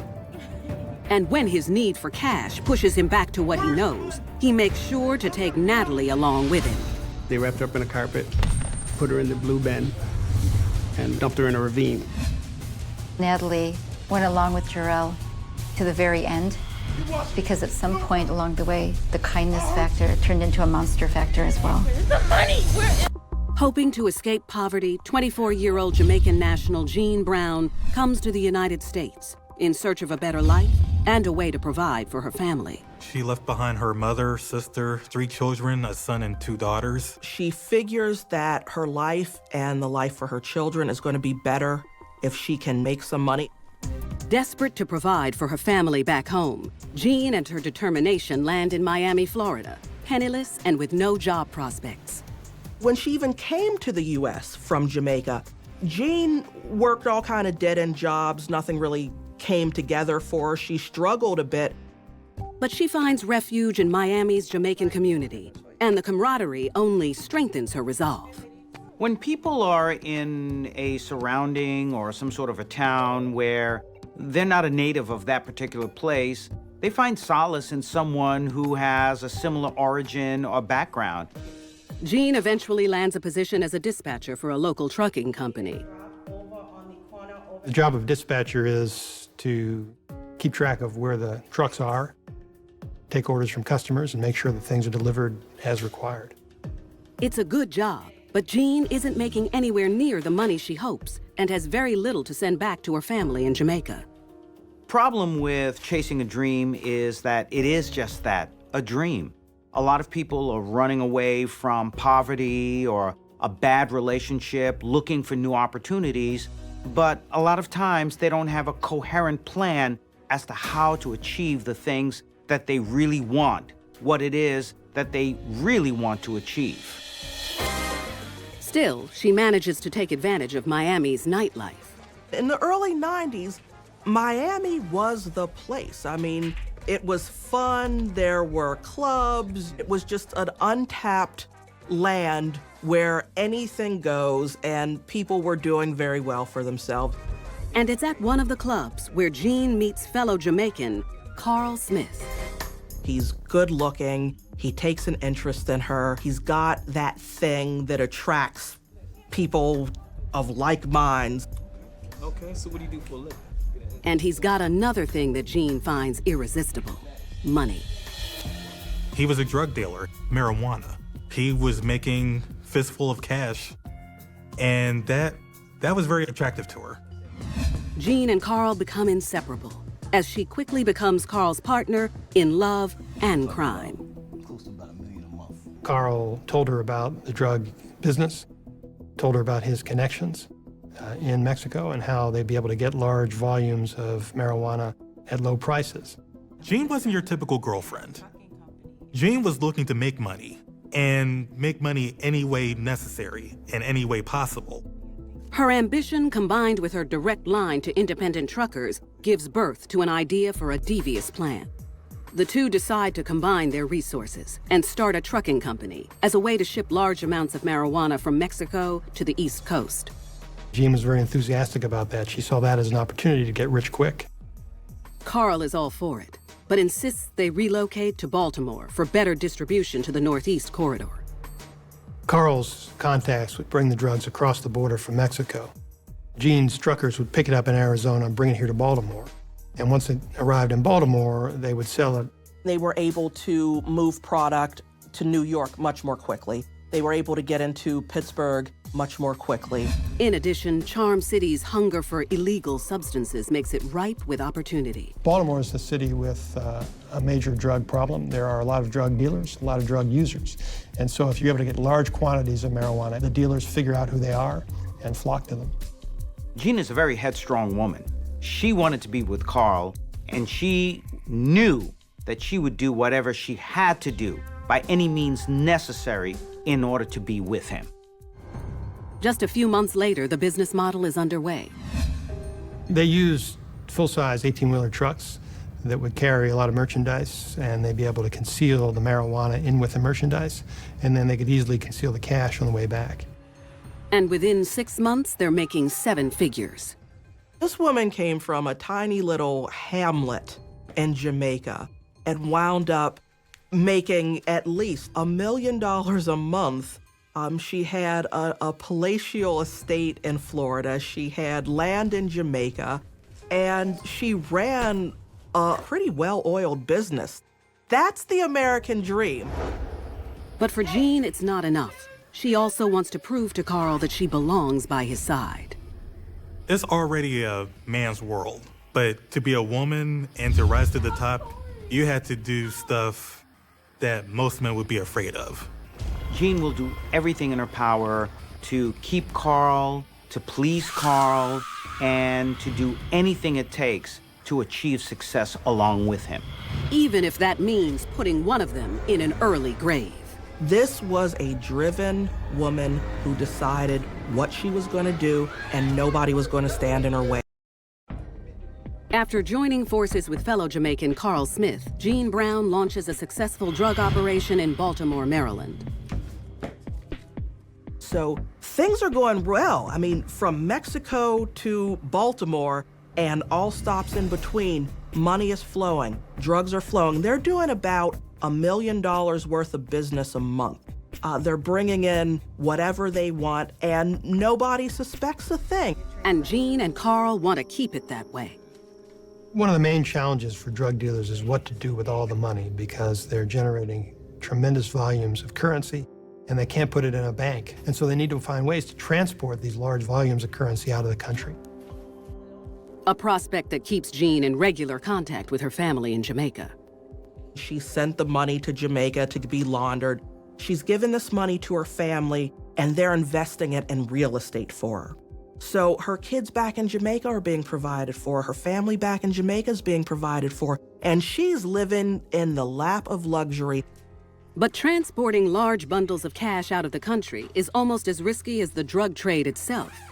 American regulations prohibit people from carrying more than $10,000 unless they declare it. And Jean's goal was to avoid telling authorities either in the United States or in Jamaica. Jean and Carl enlist the help of another Jamaican associate named Michael Knight. Michael Knight was a money courier. Michael's job was to transport money from Baltimore to Jamaica. Do not let me down. Yes, sir. Jean's instructions to Michael were to carry that money secretly, not to acknowledge to American authorities that he had it, and not to tell anybody in Jamaica that he was bringing it in. For the next several years, all goes well. But running a multi-million-dollar drug ring in a male-dominated world takes a heavy hand. Having plenty to prove to her man and herself, Jean quickly takes the lead and shows she's not to be trifled with. Jean had a reputation for being both physically and verbally abusive. And so if people crossed her, she would let them know, sometimes very aggressively. Jean was nobody's plaything. She was not a girlfriend. She was not a piece of fun to be had. She was an equal, at least, and a superior to a bunch. She had to make that known. She did make that known. In Carl, Jean sees someone who's around the same age as she is. He's a risk taker and he's successful at it, just as she is. When one of their employees disrespects Carl, Jean makes a brutal example of her. There was one incident where she threw boiling hot water on one of her employees that Jean was angry with. The employee was holding her child at the time. Jean and Carl had a lot in common. Both of them had very good business acumen, but she was the hardline boss. He was the guy who ran the day-to-day operations and kept all the contacts going. For all things considered, this was a very strong combination, and they were like a dynamic duo, all things considered. But as merciless as Jean may be at work, at home, it's a different story. On the business side, she was ruthless, violent. No one crossed her. When it comes to her family, they loved her. They thought of her as a good support to her partner, Carl. I mean, you're talking about the complete polar opposite to what those in the organization saw. As Jean and Carl's business grows, so does their Baltimore household. They became closer. They loved each other even more, to the point Jean had a baby. And now you have this new family, a growing family, a business that is, even though it was illegal, it was highly successful for them. They had at least a solid decade of just smooth sailing. Bada bing, bada boom, money in, drugs out, money in, drugs out, no problem, life's good. And then trouble and purloined paradise. Cash mule Michael Knight is making his monthly trip to Jamaica with suitcases of cash. A trip he has made countless times. But this time, he catches the eye of a vigilant Jamaican customs agent. On this one occasion, Michael was caught and arrested in Jamaica with $565,000 in cash. As the authorities were questioning Michael about this more than $500,000 he has on him, that's when Michael gave up Jean and Carl. He said this money came from drug sales. Jamaican authorities informed their U.S. counterparts about Jean Brown and Carl Smith's organization. And at that point, authorities decided to start looking into how extensive this drug ring is. At the United States' request, Jamaican officials released Michael Knight as not to raise suspicion with Jean and Carl. He returns to Baltimore and tells his employers the money was seized. But, as instructed by them, he refused to claim it. Jean, who says, cost of doing business, lost $500,000, okay. Drug organizations recognize that from time to time, their drugs are going to be intercepted. From time to time, their money's going to be intercepted. You know what? Just go. Even though the money was missing, Jean had no reason not to trust Michael Knight. After all, Carl trusted him. But more than anything else, this was a hardline boss. I mean, she was ruthless. And so she felt that she had Michael Knight under her thumb. Everyone was afraid of her, including Michael Knight. Why would he lie to her? But almost a year to the day after costing Jean and Carl $500,000, Michael comes up short again. $250,000 short.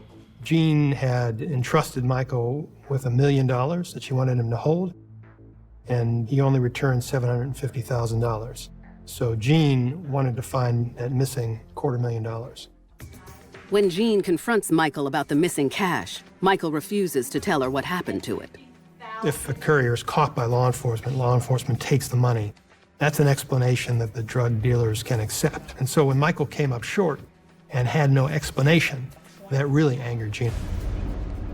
Carl asks Jean to take care of Michael, and she takes her payback to a gruesome extreme.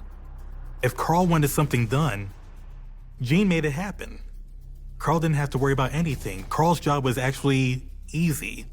Jean was the one who carried out Carl's bidding. So Michael was kidnapped. just swiped off the streets of Baltimore, out of nowhere. It was Gene's enforcers. They take him outside of the city to an area called White Marsh, take him to an apartment there. Carl Smith is there. Couple goons are there. Gene is running this. She has Michael Knight tied up with a phone cord.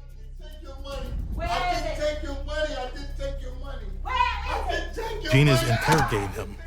Where's my money? Where's my $250,000?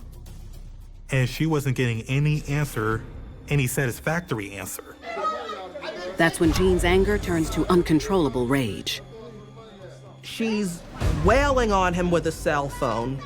Her goons were standing by while she beat this man so severely she knocked his eyeball back inside its socket.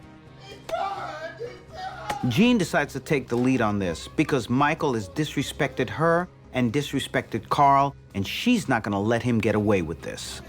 And the carnage is only just beginning. Gene said, if he doesn't tell us where the money is, we'll just have to kill him. Gene orders her henchmen, Peter Blake and Hubert Downer, to take Michael into the bathroom. She said, finish him.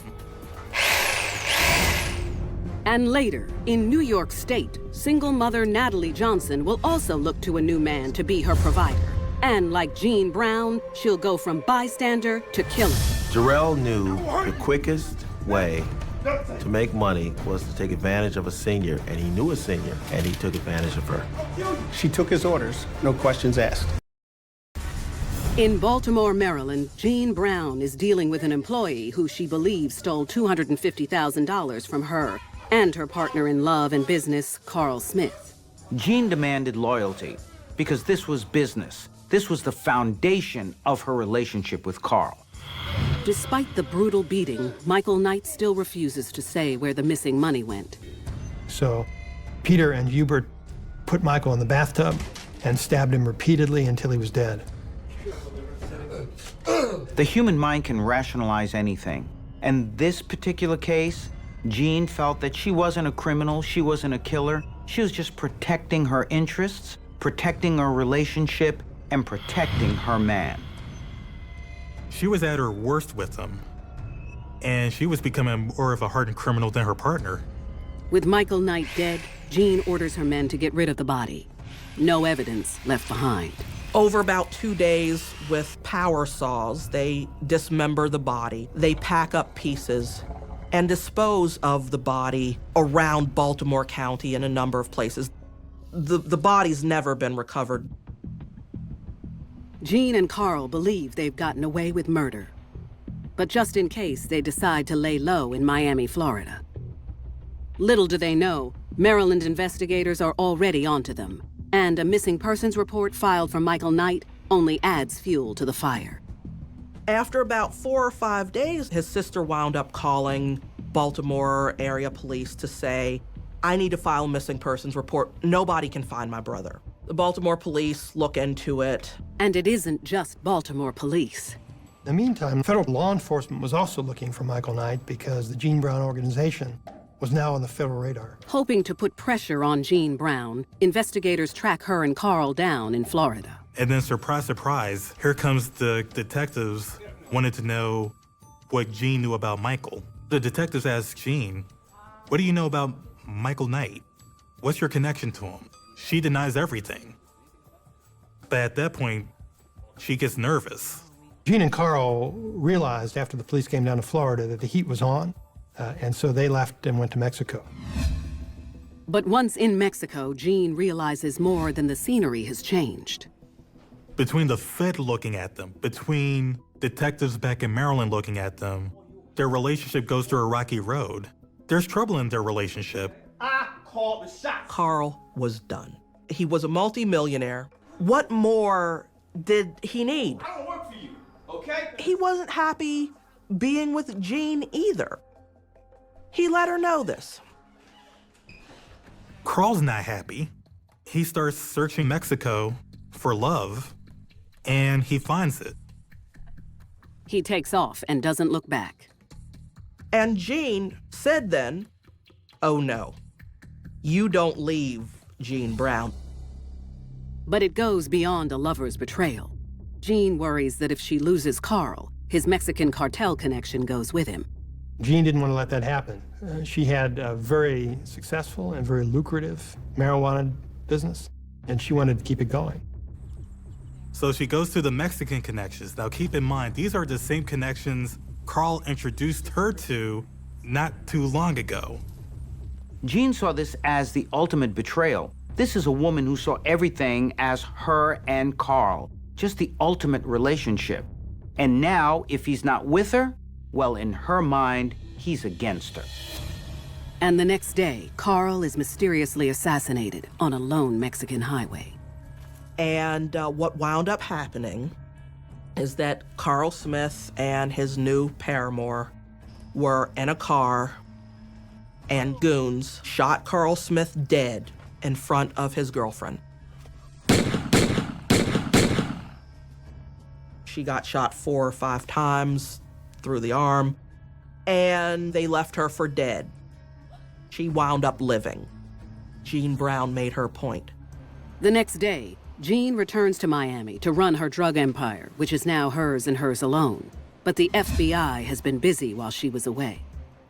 They connected with her associates, and one by one, they coughed up Jean Brown without hesitation. And by the time Jean gets back to the United States, the feds had the case that they needed against her, not just for the drug ring, but for Michael Knight's murder. She's arrested for numerous drug activities and for the first-degree murder of Michael Knight. She went to trial and was convicted of the conspiracy to engage in murder, kidnapping, drug distribution, and racketeering. 15 years after coming to America, Jean Brown is sentenced to life in prison. Well, I think Jean has learned that crime doesn't pay. Ultimately, you're going to get caught. The drug business is a business with no future. At the end of the day, they started with nothing, she ended with nothing.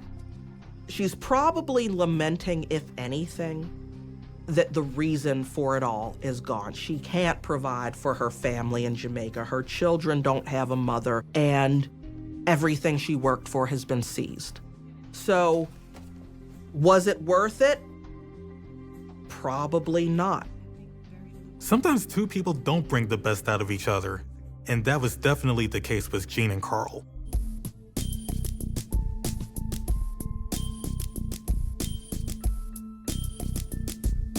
Jean Brown's love for her man led to a life lived larger than a mythical movie crime lord. In New York, the lengths to which Natalie Johnson will go to please her man will be on a far different scale, yet lead her to the same end. Life starts out on the straight and narrow for Natalie Johnson in a modest rental home in the Great Lakes city of Rochester, New York. Natalie grew up with 2 parents in the home. She was well taken care of, so she had all the things that she wanted, although they weren't very rich. As a teenager, she studies hard. Her parents encouraged her, and they backed her going to college, and she started to study nursing, and she earned a certificate in nursing. She gets a good job in a nursing home, but at the age of 22, she hits a snag. She became pregnant. The relationship died. So she remained with her parents. They helped raise the child. They assisted her because they believed in her dream. So they did all they could to help her succeed. She worked hard. She was trying to better herself. But life isn't all work and no play for Natalie. Far from it. She enjoys her fair share of relationships. She was pretty sexually active. She wasn't exactly the most attractive girl, but she had her way finding men into her life. Kind of like the attention. But by the age of 26, Natalie is looking for more than sex. She wants love, and she's about to find it, with some deadly strings attached. He knew what he was looking for in terms of being a predator. Natalie fit the bill. When she became involved with him, it just snowballed out of control. In Rochester, New York, 26-year-old single mother Natalie Johnson spends her days working at an assisted living facility and her nights out with friends, playing the field. Natalie was kind of a fast girl. She kind of liked the attention. During one such night out, she meets handsome charmer Jarrell Henry. He was the type of person that was very smooth and very dangerous. And I believe that the smooth came before the danger. But while 27-year-old Jarrell Henry is saying all the right things, there's one thing she can't help but notice: a police GPS tracking device. Jarrell had committed a violent carjacking, and he was sent away for 10 years. So an ankle bracelet, that GPS was put on him as a condition of his parole. He had a gun. I mean, he used the gun in terms of intimidating the victim into letting him take their car. Despite his record, Natalie finds herself smitten with Jarrell's charm. Jarrell showed her attention, which she was craving for, apparently. She slept with him, and that's the beginning of their relationship. Even though Natalie was ambitious and outgoing, this is a woman who suffered with poor self-esteem. So when a good-looking guy presents himself to her and her friends and chooses her over her girlfriends, well, she's taken by it hook, line, and sinker. Natalie not only falls deeply in love with Jarrell, she also thinks he is the perfect father for her daughter. Natalie was looking for someone to care for her child. And when she met Jarrell, she felt that he could fill those shoes. And less than 2 weeks after their first night together, Jarrell leaves the home he shares with his grandparents. Jarrell was adopted by his grandparents at probably the age of 5 and lived right there on Hazelwood Terrace. So often with grandparents who take over raising their children's children, when they become young adults, they pretty much run the household.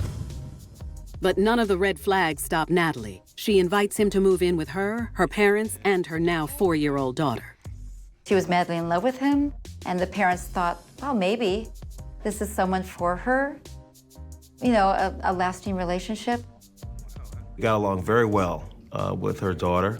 They got along extremely well. They had a good rapport. She saw that, she loved it, and she wanted to continue that. But while Jarrell may play the role of father figure, there's one crucial way in which he can't contribute to the household. Jarrell had a terrible time finding a job due to the fact that he had a criminal record. If you have a record, it's very difficult to get hired. So that causes a great deal of frustration. To not be able to get a job, to not be able to make money, and we're talking about the male ego, so those sorts of things are so important. To not have those things, that's got to be emasculating, especially to a young man. Jarrell had nothing to offer Natalie other than the fact of companionship and making her feel good. He was looking for some way to make money, to get money, fast. And despite the fact that he's on parole, he turns to the only thing he knows. Instead of getting a job like everyone else does, he just decided that his job was to rob. Natalie really felt like she needed him, so in order to keep him, she would do anything that he asked her to do. Jarrell tells Natalie he has the perfect robbery target in mind, his grandparents' next-door neighbor, 73-year-old Edlin Chun. Edline was originally from the Big Island of Hawaii. She came to Rochester and she became an adjunct professor at RIT. And she was there for 20 years. She was involved in 13 different charities. Edlin was a kind and generous and giving person. But none of this matters to Jarrell, who only sees Edlin as a ticket to instant money. A couple of things made her a good target. One, her age. Number two is that the perception is that because she was possibly Asian, that she had cash, large sums of money in the home or available to her. After some minor hesitation, Jarrell convinces Natalie to help him. The dream of a better life is a driving force for Natalie. So even if it means going along with some of the nefarious plans of Jarrell, well, she's willing to do it. One early morning, soon after telling Natalie about his terrible plan, Jarrell decides the day has come to put his plan in motion. He rouses Natalie out of her sleep and asks her to drive him to his old neighborhood. Jarrell went to Edline's home with Natalie. He had a basket of fruit to apparently offer her. Under the guise of wanting to introduce his girlfriend to an old neighbor, Jarrell asks Edlin if he and Natalie can come inside. Edline had known Jarrell since he was a little boy. She knew that he was in and out of trouble, so she was a little leery. And that's when he just pushed her back and knocked her over. Jarrell and Natalie bound her up with the duct tape. They duct taped her ankles, duct taped her wrist, and they basically interrogated her relative to what was in the house that they could take, whether it was cash, whether it was jewelry. Not getting the answers he wants, Jarrell's desperation skyrockets. And within minutes, things go from bad to worse. In Rochester, New York, Natalie Johnson and her ex-con lover Jarrell Henry, desperate for easy money, decide to rob Jarrell's childhood neighbor, 73-year-old Edlyn Chun. The fact that she was an older female living by herself, she was very vulnerable. Where's the money? The moment he walks into the house, Natalie knows this isn't the Jarrell she once knew. This is a guy who's in charge, who's going to do whatever he has to do, and now she's so scared that she will follow whatever commands he gives. After knocking Edlyn down, the pair gets to work implementing their plan. While Jarrell was restraining Edline, he told Natalie to search and see what she could find. I think she found some jewelry or something like that, but I guess not everything that he wanted or everything that he thought was there. They're somewhere in this house. Where are they? Natalie is a caretaker, and so she really believes that once Jarrell does what he has to do, then they're just going to leave and everything will be okay. Jarrell went searching. He went everywhere, and he also went up into the attic and apparently found a .22 caliber rifle. Edlyn's house had been broken into twice, and so a friend of hers gave her a rifle to keep loaded in the house. And of course, there's no way she would have ever lifted that rifle to hurt anyone. So she put it up in the attic. In another room, Natalie finds their biggest score, Edlyn's checkbook. You're gonna sign each and every one. Jarrell demanded at gunpoint that she sign checks made out to them so that they could cash them. Edline was very upset. You can imagine how upset she was and how frantic she was. Natalie was trying to calm her down. She was comforting her and saying, oh, everything's gonna be okay. At least that's what Natalie hopes, until Edlyn mouths off to Jarrell. As soon as I can, I'm going to the police. Adeline said something to set him off. She said, the moment I can go to the police, I will. He did what he felt he had to do to silence her. Jarrell shot Edlyn twice in the head. One of the shots went through here and went through here to disfigure her jaw. Jarrell killed this woman in front of Natalie, but she didn't call the police. She probably was thinking, well, if she says anything about this, this is going to put her man behind bars, so she's not going to be with him anymore. So she was totally in concert with him. She couldn't at that point in time say, I'm no longer in, because now she becomes a witness and she would have to be dealt with in the same way. Natalie sees the man she loves, the man who she feels could be a father to her daughter, actually kill someone. So now, in her mind, in her body, she just goes totally numb. She is frozen with fear, while Jarrell gets to work covering their tracks. They were very careful about making sure that they cleaned up behind themselves. They used plastic gloves. They were pretty sure that no one saw them come in and out of her residence. So they were very sure that they had done a good job. He's already got plans for the almost $20,000 in cash from the pre-signed checks. Jarrell calls up two friends. He offers them $10,000 to help them dispose of the body. They wrapped her up in a blanket, and they had put her body into this plastic bin.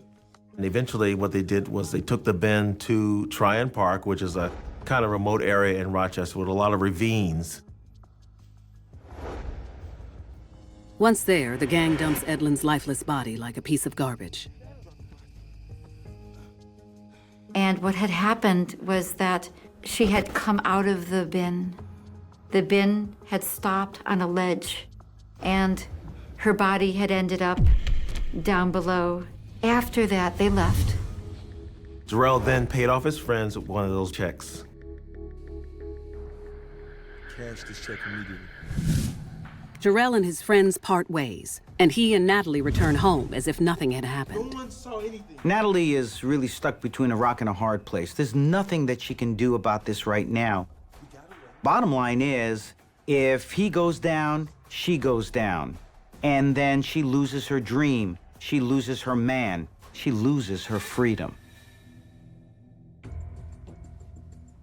The next night, Natalie goes to work at the nursing home, while Jarrell returns to his old neighborhood and steals Edlin's car.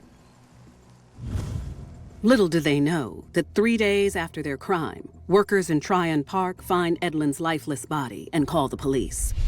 She was wearing a sweatshirt that had Rochester Works over the front. So they went to that business and asked who might have that sweatshirt. They said there was board members only who were given those sweatshirts. They had a photograph of Edlin at the scene of where she was dumped, and one of the employees there identified her as Edlin. They were able to determine where she lived based on their information. Looked at the house. They couldn't figure out, why in the world would someone kill this RIT professor who was so instrumental in helping people in the community. They did notice that her car was missing. So obviously they put out a bulletin to be on the lookout for her car. Jarrell and Natalie think they've covered their tracks, but Jarrell's impulsivity will be their ultimate undoing. He was dead set on committing this crime and totally forgot that he was being tracked every inch of the way. 26-year-old Natalie Johnson and her boyfriend of 2 weeks, Jarrell Henry, believe they've gotten away with the murder of 73-year-old Edlin Chun in Rochester, New York. It's amazing to me that someone, after doing such a horrific act of murder, could just go back to their home and pretend nothing happened. After the crime, Natalie felt more attached to Jarrell. After going through this heinous crime from the beginning to the end, she felt even closer to him and felt more attached to him because they had done this together. But police are hot on their trail. What they didn't realize was once they dumped her body down this ravine, her body came out the bend and her body was exposed. As the chief of police, I had 15 to 20 people come to my office demanding that we solve this crime due to the fact that they wanted to see justice brought to Edlin. In addition to putting out an APB for Edlin's car, they go door to door, asking if anyone saw or heard anything unusual over the past few days. In doing a neighborhood check, they were able to determine that one of the neighbors was Jarrell. They made the determination that he had just been released from prison and was on parole and had been released to that house at next door. Police decide to check Jarrell's tracking device, something he seemed to forget all about. And the way that they knew that he was involved in this whole thing was that ankle bracelet, that GPS. It tied him to Edline's home.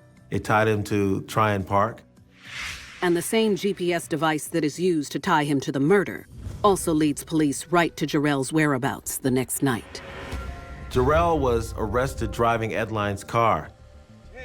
He had her cell phone, he had $10,000 in cash, and even the .22 caliber rifle. Jarrell was charged with murder 1 because with depraved indifference to another person's life, he took that life. He doesn't rat out Natalie, and she might have gotten away with murder, except she told a friend about her role, and he goes straight to the police. Days later, she's picked up by authorities and booked. Natalie lost a great love, Jarrell, and she knows that if she goes to jail, she's gonna lose her daughter too. So she's gonna say whatever she has to say in order to stay out of jail. Natalie was charged with murder 2nd, which means that she was present when a person not involved in the crime was killed. Facing life in prison, she's offered a plea bargain, a shorter sentence if she testifies against Jarrell Henry. But she rejects it. Natalie would not turn on Jarrell. She would not be a witness against him. She was still standing by her man. But Natalie's insistence to stand by her man only results in her own trial 9 months later. Natalie claims she was sleeping the whole time of the crime. The jury doesn't buy her story, and Natalie Johnson is sentenced to 25 years to life. One way that they were able to connect Natalie to the crime was that they found the gloves that were used in the commission of the crime in her car. So they were able to trace it and tie her into the whole thing. During sentencing, she was able to give a statement. And she said that she was the victim and that her child would be a victim and that she would be away from her daughter. Her daughter would grow up without a mother. But she never said that she was a victim of Jarrell's. In a separate trial, Jarrell Henry is found guilty of murder in the first degree and receives a life sentence. Prior to being involved in this incident, Natalie was somebody who took serious efforts to have a good life, to have a good employment, to take care of her young daughter. I think once she became involved with him, they became involved in a circumstance that just snowballed out of control. People wonder, someone like Natalie, who seems so normal, how she can fall so fast and so hard for a guy wearing an ankle bracelet. The impact that Jarrell Henry had on Natalie Johnson's life was so severe. She went from a caring, loving person and loving mother to a monster. Natalie just kind of surrendered herself for her man, and now she's suffering the consequences.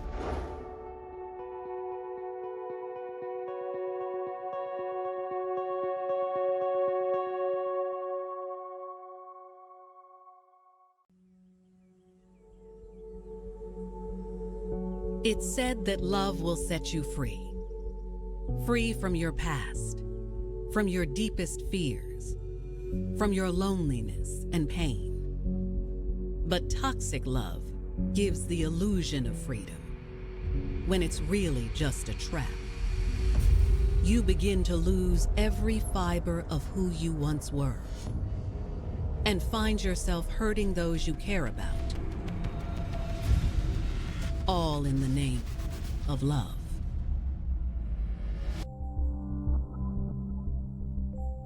February 16th, 1995, Detroit, Michigan.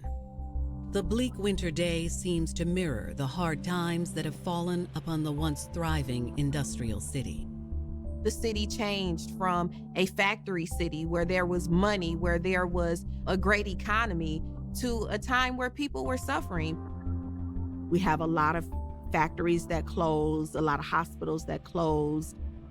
There was drugs that entered the city. So that brought about crime, that brought about violence.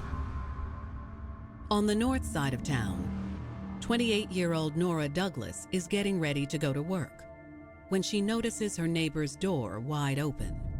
She thought that was odd, so she looked inside. When Nora entered the condo, she was shocked by what she found. She sees her neighbor, 27-year-old Jocelyn Payne, laying in her own blood. She's terrified, scared, bewildered, unsure of what was going on. And at that moment, she knew she needed to call 911 for help. Upon receiving Nora's panicked call, first responders race to the scene. Minutes later, they arrive at the condo. When they walk in, they are shocked. Police could tell that this woman suffered from a brutal attack. It's a gruesome scene. There's blood everywhere. That's just horrible. As Detroit police begin investigating this callous crime, they'll uncover a dark, twisted tale where one woman's desire for freedom entrapped her into a toxic love for her man and drove her to the point of no return. She wanted him to feel as though she could handle everything. She can do whatever he asked her to do. 18-year-old Tanika Lynch had a modest upbringing, but that didn't stop her from dreaming of something more. Tanika grew up very poor. She had to rely on herself from a very young age. On top of that, her father wasn't around, and the only male figure she really knew was her mom's boyfriend.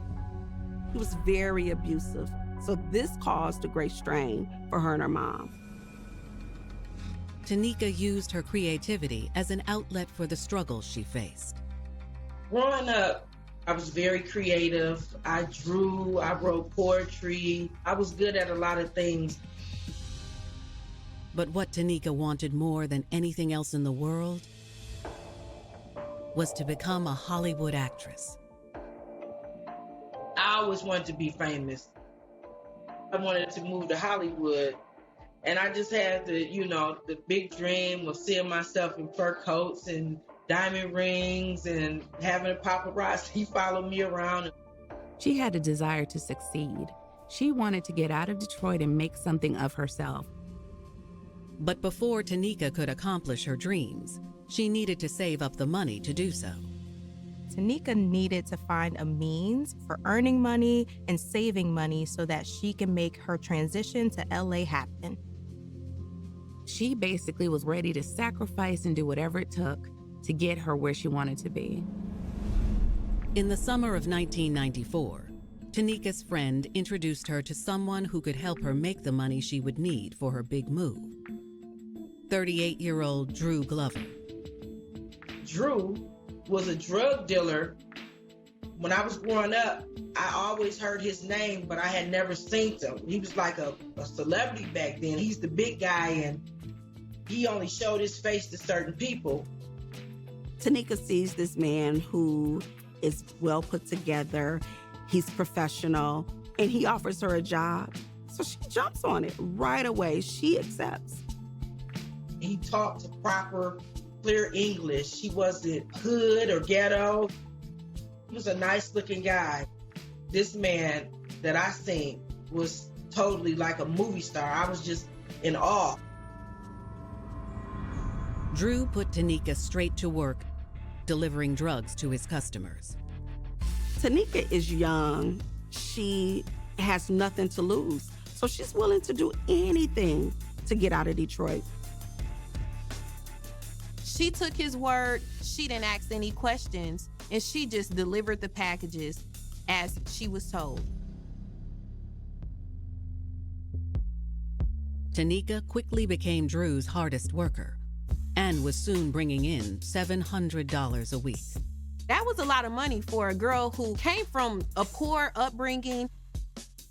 I was living like I was an adult. I had more things than most women that's my age now could accumulate in a lifetime with him.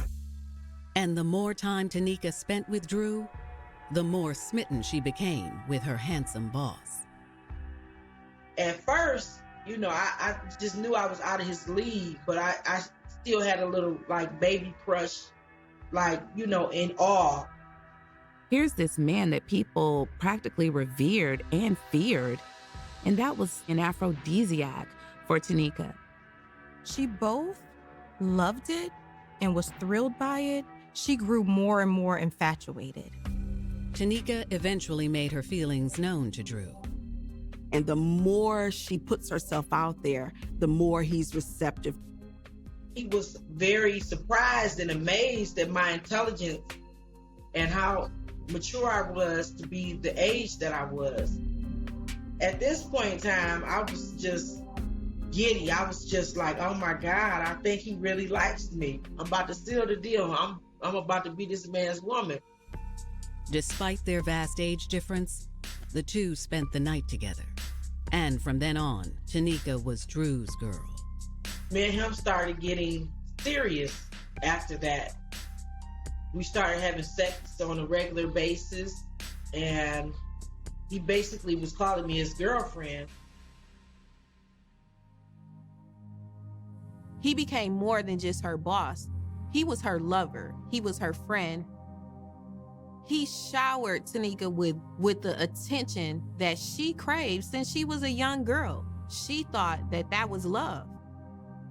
Tanika's home life was unstable, and Drew was the one who put the pieces together.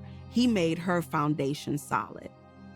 She didn't have the love of her mom or her dad there. She didn't have someone supporting her. She had to always depend on herself. When she found Drew, she thought that she had hit the lottery.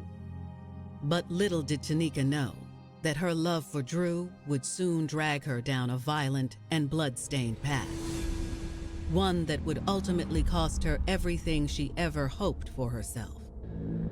She completely forgot all about her own hopes and dreams. She really just lost control. She couldn't believe what she had done. February 16th, 1995. Detroit police have just arrived on the scene of a brutal murder where 26-year-old Jocelyn Payne has been found dead. The victim's body was found with 12 stab wounds and a gunshot to the back of the head. Police begin to process the crime scene and search for clues. Officers, they initially note that this looks like a robbery gone wrong. The apartment was trashed. Everything was just ransacked. It was things knocked over and just really looked chaotic. In the closet, there was a safe and it was empty. They are convinced that there's something valuable that has been taken from the premises. They're trying to figure out what it was and who could have done it. But soon, police will learn this was no ordinary robbery. When detectives dig deeper, they'll get a break in the case that points them in the direction of an unlikely suspect. A young woman who was willing to do whatever it took to prove her loyalty and love to her man. She wanted to do anything at that point to make him understand that she was down for him. He said, "You better be careful what you ask for, little girl, because I'll take you on a ride and you'll never get off." In the summer of 1994, Tanika Lynch thought she had found the man of her dreams in her handsome boss, Drew Glover. Drew was my everything. He gave me things that I had never thought I would ever have. Despite their 20-year age gap, the working relationship between Tanika and Drew had turned into a steamy romance, and Tanika was all in.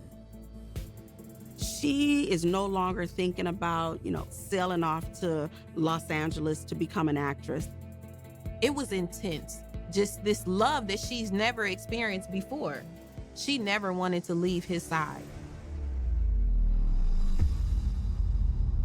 Little did Tanika know that her obsessive devotion to her man would ultimately cost her everything and drive her to commit horrendous sins, all in the name of love. The only person who meant something to me was this man, and that's all I wanted to do was please him. February 16th, 1995, 10 a.m. Detroit police are investigating the grisly murder of 26-year-old Jocelyn Payne. From the state of the body, authorities estimate she had been killed roughly 4 hours earlier. She had been stabbed 12 times and shot in the head. The apartment, it's a wreck. It's ransacked, stuff is everywhere. Initially, first responders suspected a robbery gone wrong. But considering the callous nature of this crime, detectives surmised Jocelyn must have known her killer. It looked so bloody and brutal. There was no way the police could believe that it was not personal. They realized she was executed. Detectives hope Jocelyn's neighbor, Nora Douglas, may have seen something or someone that could provide police with their first lead. The detectives decide to go back to the neighbor who called 911 to see if she can shed any additional insight into this case. And in speaking with Nora, detectives are immediately in luck. Nora tells them Jocelyn had recently broken up with her boyfriend, Sean Little. The neighbor admits to the police that Sean had been running with some pretty tough crowds. He had a dangerous rep around town. Quite naturally, the police are now wondering whether Jocelyn's murder has anything to do with her boyfriend. Detectives started looking into him immediately. After returning to the station, detectives run a background check on Sean Little to see what they can dig up. To some of their surprise, Sean Little is already under investigation by the feds. He is supposedly a part of a large drug trafficking ring. Detectives learn that federal agents have not yet been able to track down Sean. He's seemingly gone into hiding. But they have arrested the alleged kingpin of the drug ring, 38-year-old Drew Glover. Drew was busted for possession of cocaine just a couple of months ago. What they have found is that the victim's boyfriend, Sean Little, he works for the drug lord Drew Glover. Drew was a very dangerous man, and sometimes he would get Sean to do his dirty work. Everyone knew that if Drew got involved, it could get deadly. Could Jocelyn's murder have had something to do with this seemingly violent drug ring that her ex-boyfriend was a part of? Before detectives can really begin digging into this theory, a witness comes forward with new information that will turn the case on its head. After Jocelyn's murder hit the news, one of the guys in her neighborhood thought of something that might have helped the investigation. The neighbor tells detectives that on the day of the murder, he noticed a young woman sprinting from the building. She had fur coats and a bunch of other stuff, and he thought that was kind of odd. Initially, he didn't think much of it, but now that Jocelyn's murder is an issue, he realizes that she may have had something to do with it. Detectives ask if he has any idea who the young woman was. The more he thought about it, he realized that the woman he saw running was Jocelyn's old roommate, Tanika Lynch. The officers are really intrigued now. How does Tanika fit into all of this? What was her role and why? When detectives begin looking into Tanika Lynch, they immediately find something else that piques their interest about the 18-year-old. Detectives find out that Tanika's been visiting Kingpin Drew Glover while he was in jail. They see the logs. They know that she has visited him multiple times. They even found that there was a phone call made to Drew within hours before Jocelyn's murder.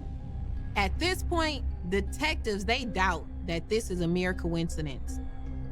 Police head to the address Tanika last used on the jail visitation logs, a motel on the north side of town. After getting her room number from the front desk, they make their move. They order her to come outside and surrender. Officers did not know if Tanika was going to be armed and dangerous. After the brutal nature of the murder scene, officers don't know what to expect.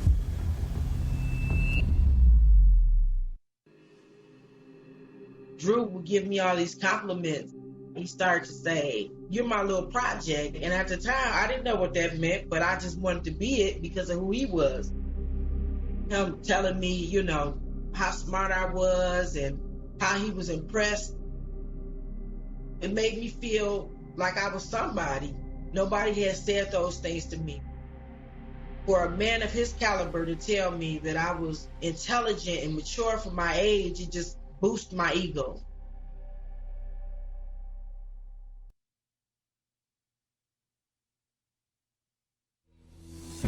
February 21st, 1995.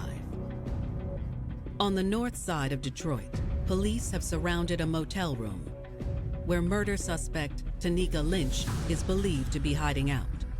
Officers did not know if Tanika was going to surrender at her own will or if she was going to make a run for it. After the brutal nature of the murder scene, officers don't know what to expect.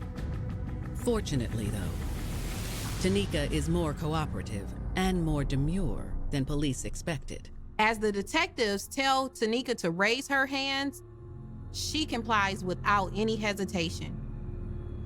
I was just in complete shock and just scared to death, not knowing what's going to happen next, what kind of evidence they got on me. As Tanika is en route to the station, police begin a search of the room.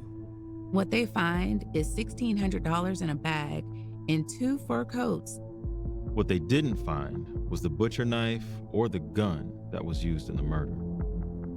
Investigators bag the evidence and head back to the station to question Tanika.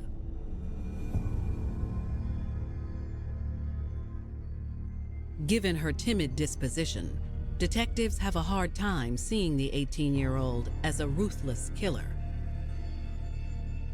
This situation confused the officers. They could not believe that someone so young could have done something so violent. According to Tanika, she didn't. She's denying everything that the police are accusing her of. She doesn't know anything about the murder. Detectives still have a hunch that this whole situation is connected to Drew Glover's drug ring somehow. Detectives let Tanika know that they know that Jocelyn's ex-boyfriend, Sean, works for Mr. Glover. And they also know that Tanika had spoken with Mr. Glover hours before Jocelyn's murder. The detectives were asking me about Drew, our conversations on the phone. Tanika explains Drew is her boyfriend, and that's the only reason they've been in frequent contact. They wanted me to implicate him in any type of way and tie him into this situation, and I wasn't going to do it, period. Detectives decide to try another approach to get Tanika to talk, an appeal to her compassionate side. Police then showed Tanika the pictures of Jocelyn's lifeless body in the crime scene. It's a total nightmare. There's blood everywhere. And that's the game changer. Tanika starts to break down at this point. Tanika, she offers her confession. I killed Jocelyn. It just grew on my conscience, and it just ate me up inside.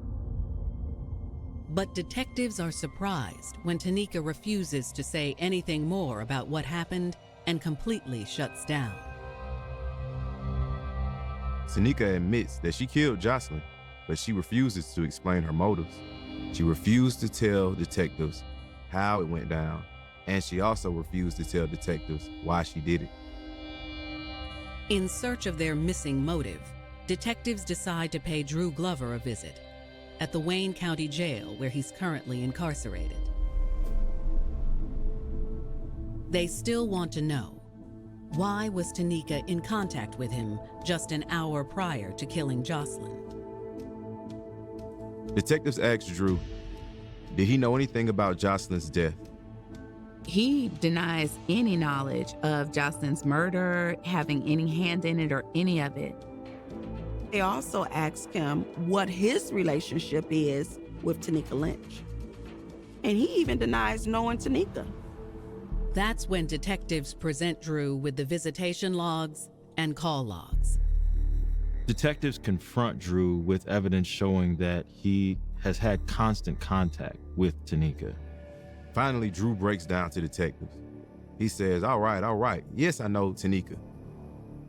Drew tells detectives that she's just a girl that's obsessed with him and she doesn't mean anything to him.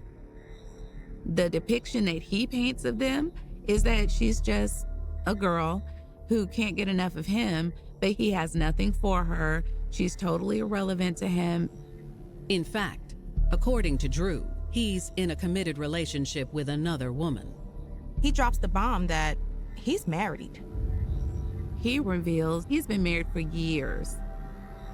Drew paints this picture like he's a happily married man, and he has no clue as to why Tanika is obsessed with him. Detectives wonder if Tanika knows that her boyfriend is actually married to another woman. Perhaps this new information could be used to get her to turn on Drew and admit if he had anything to do with Jocelyn's murder. He said, don't you know you messing with a married man? And I'm like, he's not married. Her whole world shatters. She is lost and confused and growing in her rage.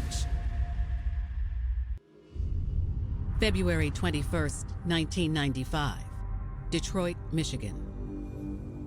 18-year-old Tanika Lynch has confessed to the murder of Jocelyn Payne, but investigators are still missing a motive. She refused to tell detectives how it went down, and she also refused to tell detectives why she did it. Detectives believe drug kingpin 38-year-old Drew Glover may have had something to do with the crime. Tanika has been speaking with Drew. She has been visiting Drew, And she even spoke with him a few hours before the murder.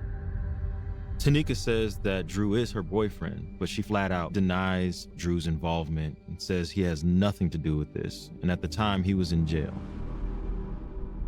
But in speaking with Drew, detectives have learned that he doesn't share the same devotion to Tanika. He's actually married to another woman. He just lets the detectives know that he does casually know Tanika, but he's never dated her. He's happily married, and that Tanika is basically obsessed with him. Armed with this new information, detectives decide to sit down with Tanika a second time. They want to see if she'll finally crack when she finds out that her man is not as loyal as she thought. Detectives let Tanika know that Drew is actually married and has been married for years. Tanika isn't buying it. They said, don't you know you messing with a married man? And I'm like, he's not married. I was by his side every day, every single day.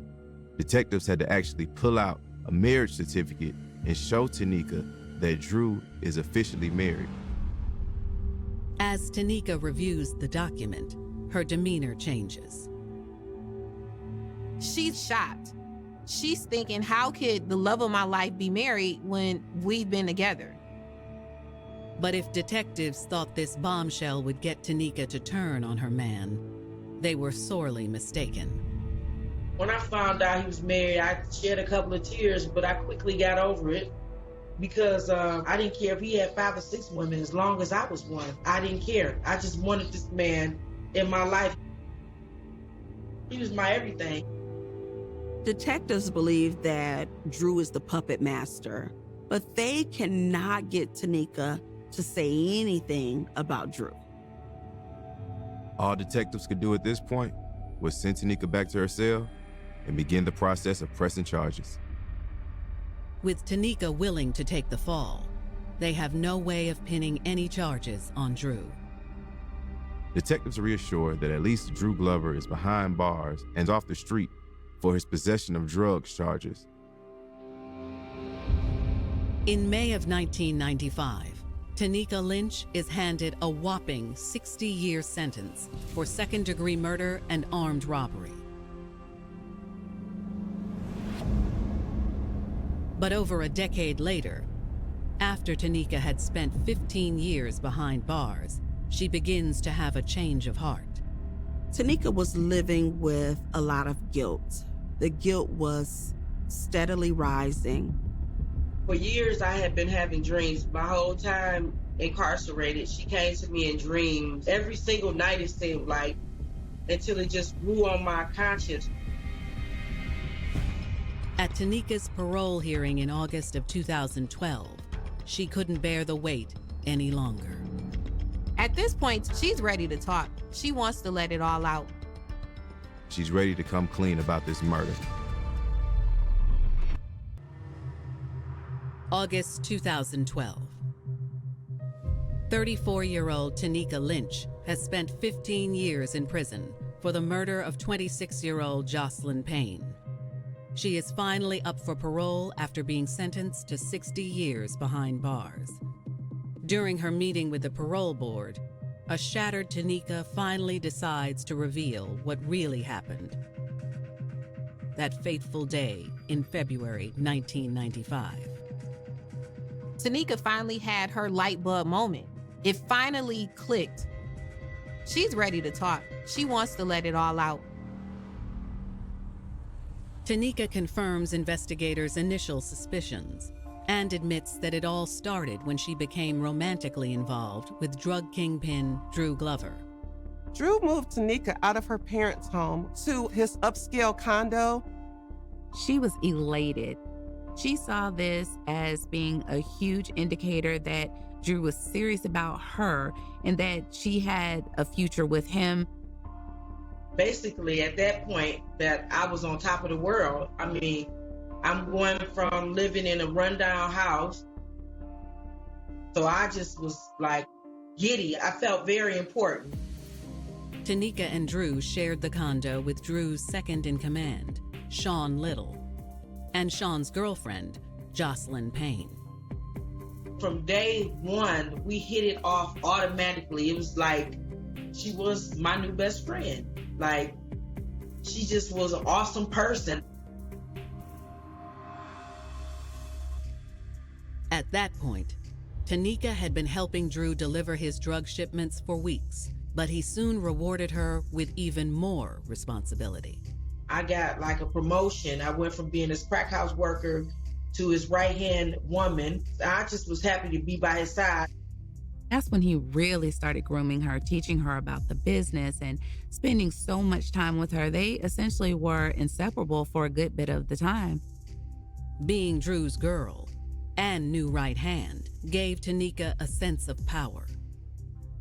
The respect that I got from being with him, people feared even saying anything wrong to me. They treated me like a little queen. You know, don't mess with Drew's girl, you know, respect her at all costs. I mean, the world was mine. But everything fell apart in January 1995, when Drew was arrested on drug charges by federal investigators. He called me and he told me that he had got arrested, and I broke down crying. Drew told Tanika he needed someone to protect his product until he got out of jail. I did what he told me to do, and I went and picked up the drugs, and the street value of it was maybe $25,000 worth, and I held on to it until he gave me further instructions. I didn't give it to anybody. Not even Drew's former right-hand man, Sean Little. After Drew was busted, all of his crew was on the run from the Fed, and they all were trying to get in contact with me to get these drugs from me, especially Sean. They had started out the business together back in the 80s. Sean was furious that Drew left Tanika in charge of the operation. Sean felt as if it should have been him. Tanika and Drew knew she would need to go into hiding to protect the drugs and herself. Drew told Tanika that Jocelyn and Sean could not be trusted. Even though she was afraid, she felt that this was her opportunity to let Drew know that she could do this. Anything that he wanted me to do, I was doing. I didn't care. It was all about him. All I cared about was making him happy. Tanika packed some bags and fled to a motel room that Drew had arranged for her. But it wasn't long before Jocelyn found out where she was staying. Jocelyn tells Tanika that she broke up with Sean. She wanted to get out of this drug business and turn her life around. Sean wouldn't leave Jocelyn alone, though, until she helped him get the drugs from Tanika. Jocelyn really tried to convince Tanika that Sean means business. You need to turn over those drugs before someone gets hurt. But Tanika wasn't hearing it. I'm telling her, no. Drew told me don't give anything to anybody, so I'm not giving anything to anybody. That's when Jocelyn gave Tanika an ultimatum. Jocelyn told Tanika that if she's not going to listen to reason, then Jocelyn's just going to have to give Sean her address so he can come and take care of her himself. She said, well, I'm going to just tell him where you at. Tanika was hurt that her friend would betray her, but she had no intentions of betraying Drew. I said, I thought we was better than that. I thought we was friends. And she said, don't put that friend in it. And when she said that, those were the words right there. And so it started a conflict between me and her. After the confrontation, Tanika knew Sean would be coming for her. She immediately got Drew on the phone. She gave him the whole rundown of what Sean and Jocelyn were up to. I told him that Sean was trying to contact me through Jocelyn in order to get the drugs that he had. And he went ballistic. He went nuts. He like, don't give anybody anything, you know, and he made it clear that this was his stuff still. It doesn't matter if he locked up, he's still the boss. But what Drew would tell Tanika to do next would be the ultimate test of how far she was willing to go for her man. I never said no to him. Whatever he asked me to do, I would do it. She never would have imagined that her need to please him would lead her to taking some actions that will change her life forever. Tanika feels like she's indebted to Drew. He gave her her first job. He gave her her first sense of a man who really loves her. She feels like she owes him something.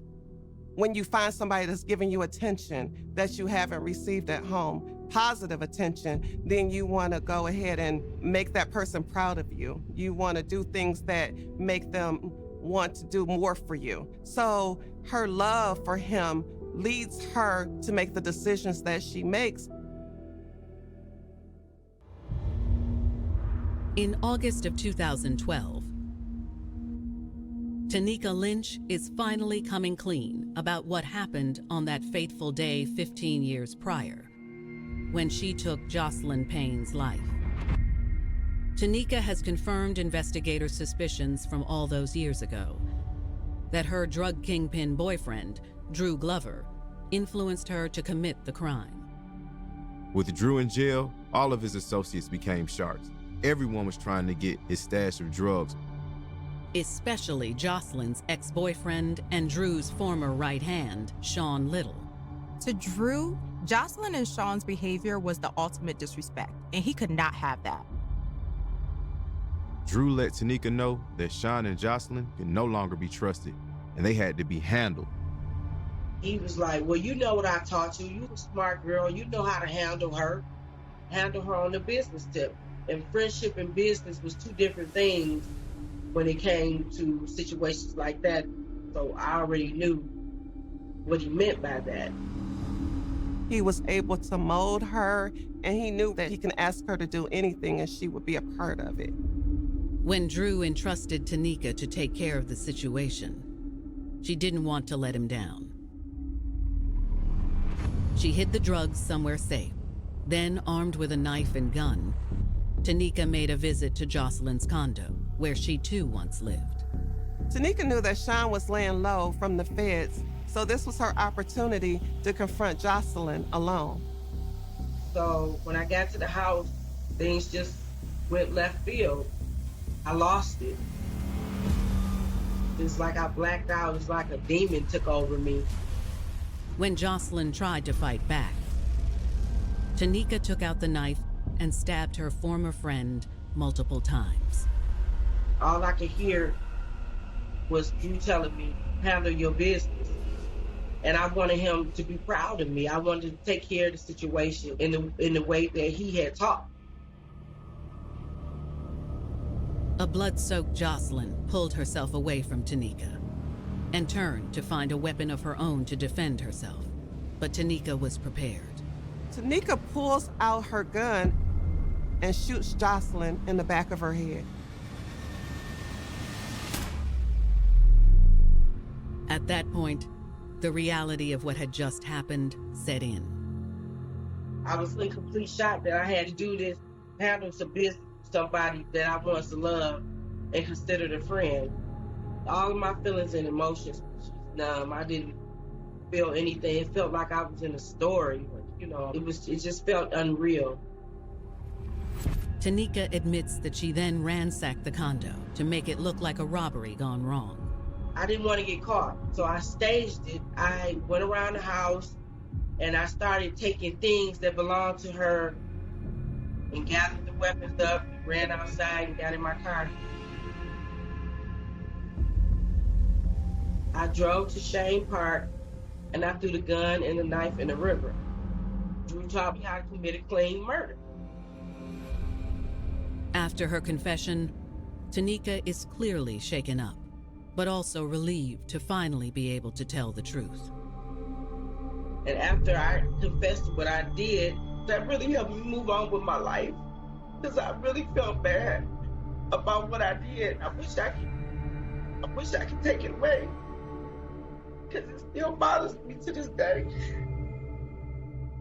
what I did when I wasn't in my right frame of mind, when I was living that type of life, and now I still have to live with that. Regardless of Tanika's honesty, the board still denies her request for parole. Tanika was that girl that was lost, like so many other girls, and she made the decision to trust a man. That one bad decision, it affected the rest of her life.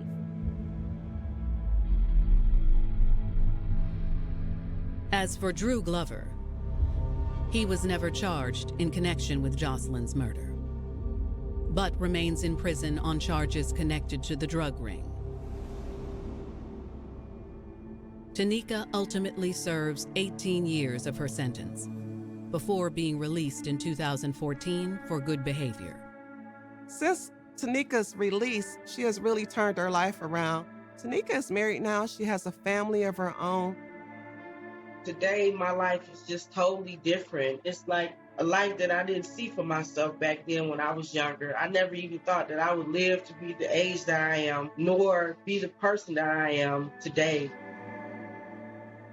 Although Tanika's story is one of redemption, she'll never stop trying to make amends for the grave mistakes she made all those years ago in the name of love. Her love for a man made her lose herself. Women should never put another man ahead of themselves. They shouldn't lose sight of their true vision, their true purpose. I want to really give somebody a message. And sometimes you don't know what love is, so you take anything that somebody gives you as love when it's not. And you have to look within yourself and behind all the pain and all the tears and find that person that's dying to live deep down inside of you.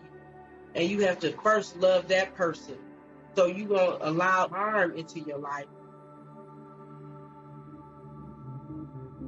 It's said that love will set you free, but the type of love makes all the difference. Falling prey to a toxic desire can cause you to lose touch with your heart and soul and destroy your life in the blink of an eye.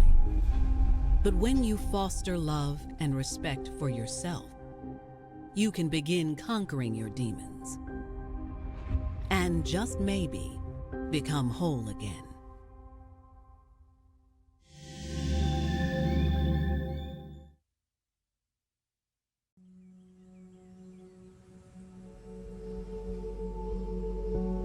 To protect and serve.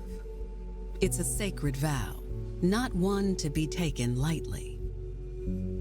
There's no one more important to uphold this vow for than the ones you love. You'll do anything to keep them safe. But what if in your quest to protect your loved ones, you lose yourself and become entangled on the other side of the law? Now you're the one that needs protecting.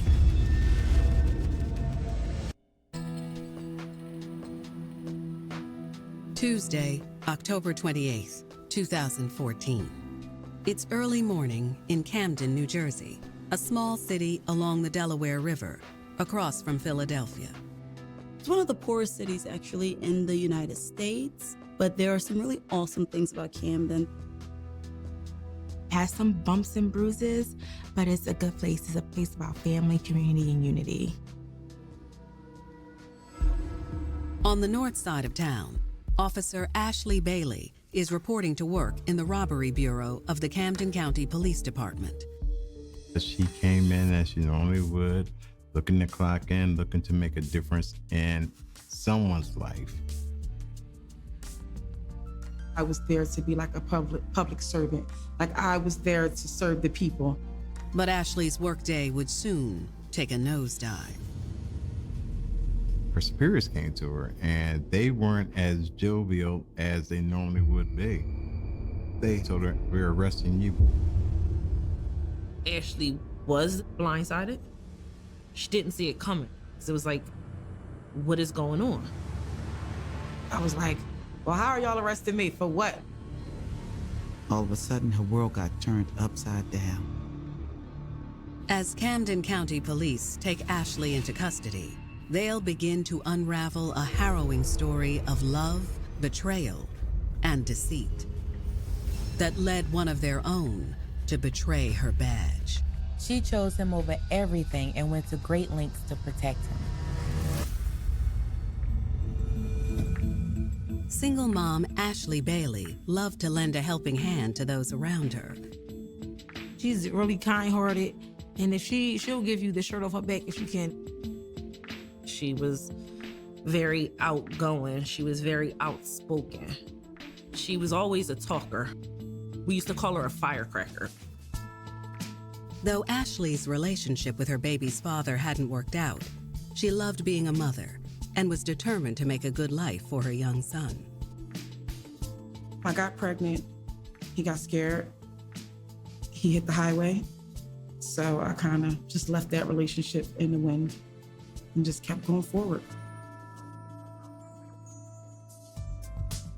To provide for her son, Ashley scored a steady job as a corrections officer. She really enjoyed being a correction officer. That was one of her dreams and goals. She was good at being in charge of people and ordering people around, and she kind of thrived.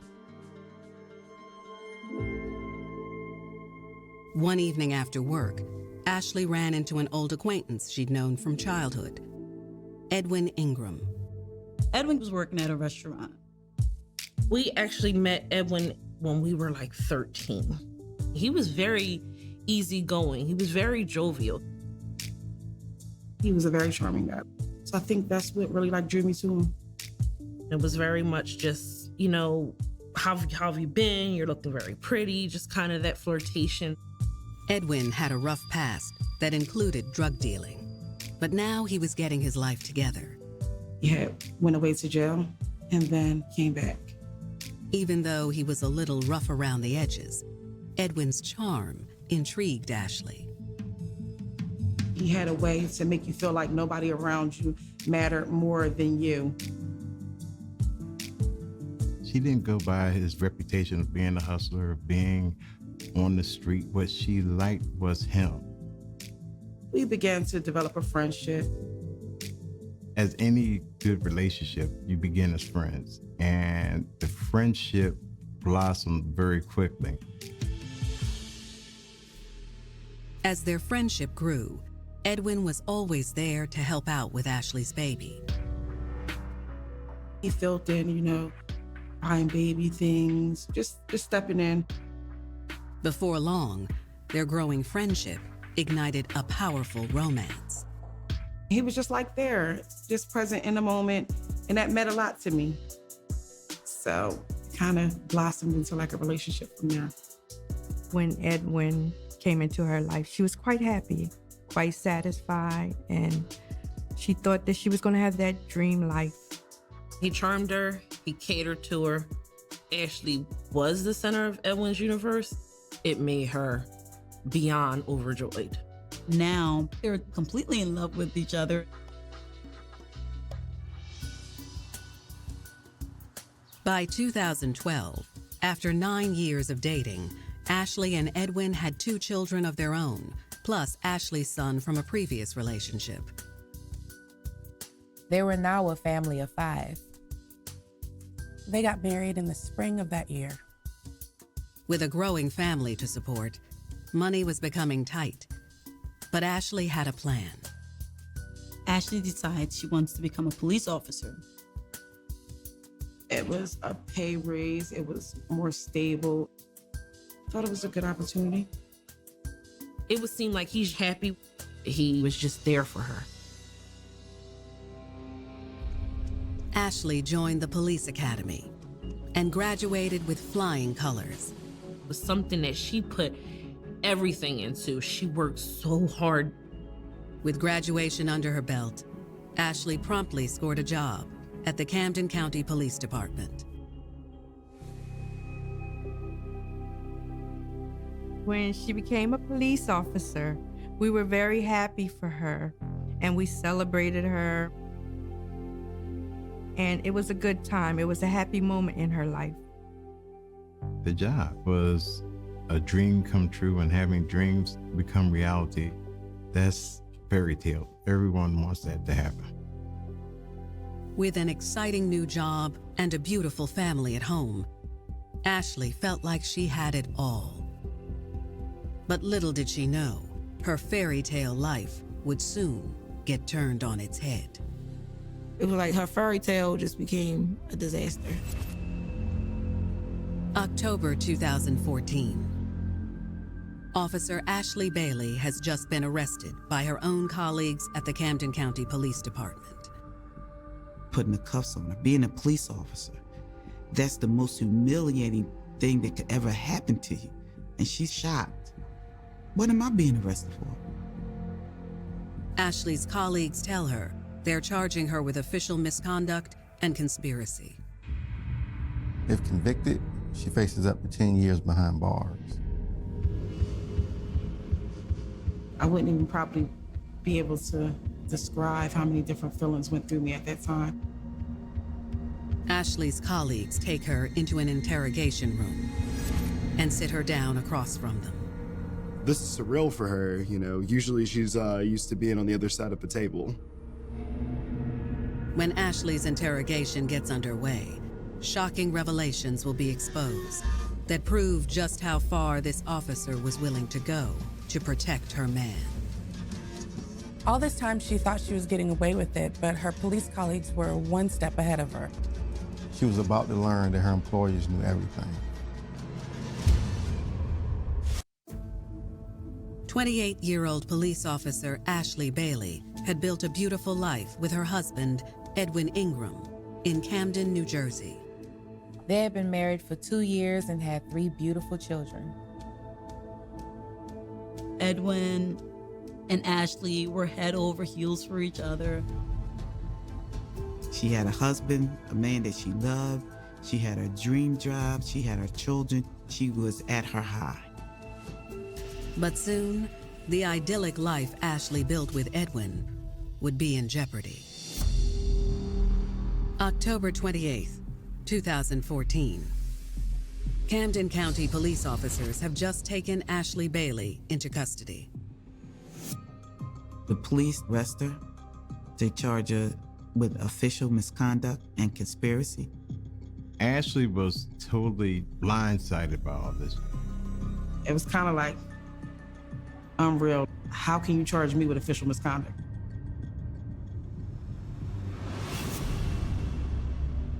In the interrogation room, detectives tell Ashley they believe she and her husband are involved in a criminal drug ring. The same drug ring the narcotics department has been investigating for the past few months. Ashley's shocked. She's like, I've done nothing wrong. I didn't do any drug deals. I didn't sell any drugs. Detectives tell Ashley they aren't accusing her of selling or buying drugs. They're accusing her of being a rat. They tell her they know someone in the department has been feeding sensitive information to the drug ring, and they believe that person is her. The detectives say it all started back in April. An officer working for the narcotics department went undercover to buy heroin from known drug dealer Danielle Calm. When the undercover officer went up to meet with Danielle, there was another man with him. That man was Ashley's husband, Edwin Ingram. After the undercover detective realized who Edwin was, he immediately notified his supervisor. Why would Ashley's husband be fraternizing with a known drug dealer, and during a drug deal nonetheless? They started zooming in on Edwin. They started looking at what his activity was. Edwin was placed under surveillance. The question was, did Ashley know what her husband had been up to? Her colleagues thought that she may not have known about his involvement, but they wanted to wait to confront her until they knew for sure. Detectives tell Ashley they wanted to give her the benefit of the doubt. But on October 23, 2014, after wiretapping Danielle's phone, they made a discovery that changed everything. Detectives were listening in to a phone call between Danielle and one of his associates. On the phone call, detectives hear something troubling. Danielle warns his associate, hey, the cops are on to us. Danielle tells his associate that he has connections in the police department and that he's been told that he's hot and he needs to lay low. Detectives suspect they have a dirty cop in the department and can't help but wonder if Ashley is the rat. As a police officer, if your husband is part of a drug trafficking ring and those drug traffickers find out that the police are investigating them, that looks pretty bad for you. Detectives tell Ashley when they got their hands on Edwin and Danielle's phone records, it seemed to confirm their suspicions. There were over 100 calls between her and Danielle Calm over the span of 2 months. There was a large volume of calls between her and Edwin, which isn't inherently suspicious because he's her husband, but it was the timing of those calls that raised the alarm. The high frequency of calls to both men took place around the same time they were surveilled dealing drugs. A review of Ashley's work search history produced even more damning evidence against her. She had been looking up reports on Edwin, Danielle, and their other associates, not just on one occasion, but on numerous occasions. Her search is correlated to the phone calls that she was making to Danielle and Edwin and when they were surveilled at drug deals. It was as if she was trying to sort out what kind of dirt the narcotics team had on them so that they can steer clear of the cops. When detectives are done laying out their evidence, Ashley is still insistent in her innocence. She says, okay, I know you have the computer records, I know you have the phone records, and I can see how it looks, but let me explain. According to Ashley, her motive wasn't to help the drug ring. It was to stop Edwin from associating with them. She knew her husband was hanging out with some unsavory people and she was not okay with it. She felt like it was only a matter of time before Edwin would get in trouble for hanging out with these guys. In her mind, she needed to do her own investigation. When Ashley tells detectives her story, she'll reveal a fairy tale relationship that went horribly awry and caused her to choose her man over her badge. Just caught in the middle, what do I do?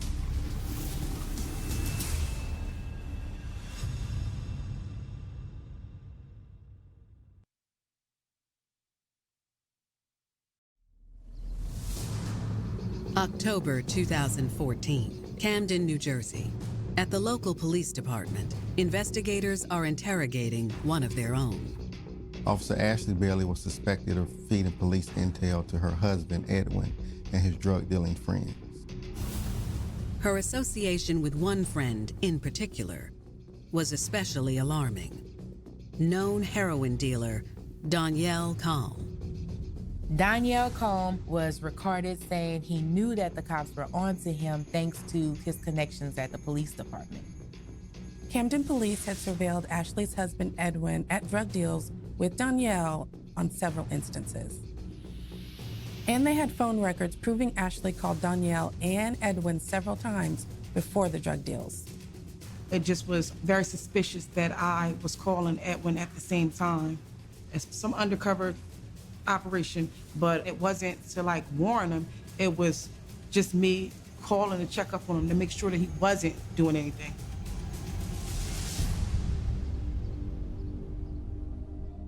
Regardless of her colleagues' assertions, Ashley insists she wasn't working with the drug ring. She claims she was actually trying to stop her husband from associating with its members. She loves her husband, and she wants to protect him. She wanted to get as much information on these guys as possible to steer Edwin away from them. Ashley tells detectives things had been rocky at home. When Ashley became a police officer, it was like that's when everything just went downhill. Ashley explains that Edwin eventually began to resent her for being the family's breadwinner. Me bringing in the income, I think that kind of bothered him. And at some point, I think it kind of made him feel like she's wearing the pants and I'm wearing a skirt. She had the good job. She had the great career. He was working in a restaurant. You couldn't compare the salaries. Ashley tells detectives that before long, she noticed Edwin began hanging out with his old drug-dealing buddies, including Danielle Kalm.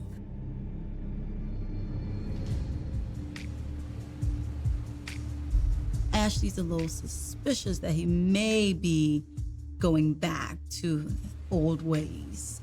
His default setting was selling drugs, and that's what he knew to do. Ashley says she tried to steer Edwin in the right direction. I'm like, the company that you're keeping is not good, and the company kind of reflects on us. She loved him. She wanted to keep him out of prison. Ashley says Edwin told her she was just overreacting.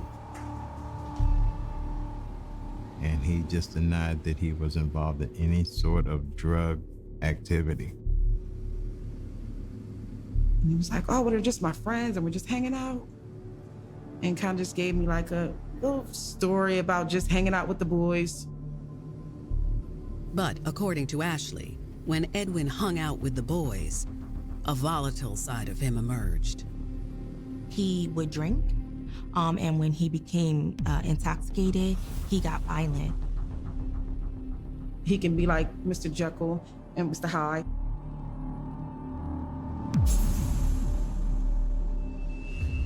Ashley says it all came to a head one night in 2013, when she and Edwin got in a heated altercation about his recent behavior. It kind of got to the point where I was just like trying to draw a line in the sand. She gives him an ultimatum. It's me, it's our family, or it's your friends. When Edwin refused to make a choice, it broke Ashley's heart. Ashley grabbed a pair of scissors and began cutting up photos of her and Edwin.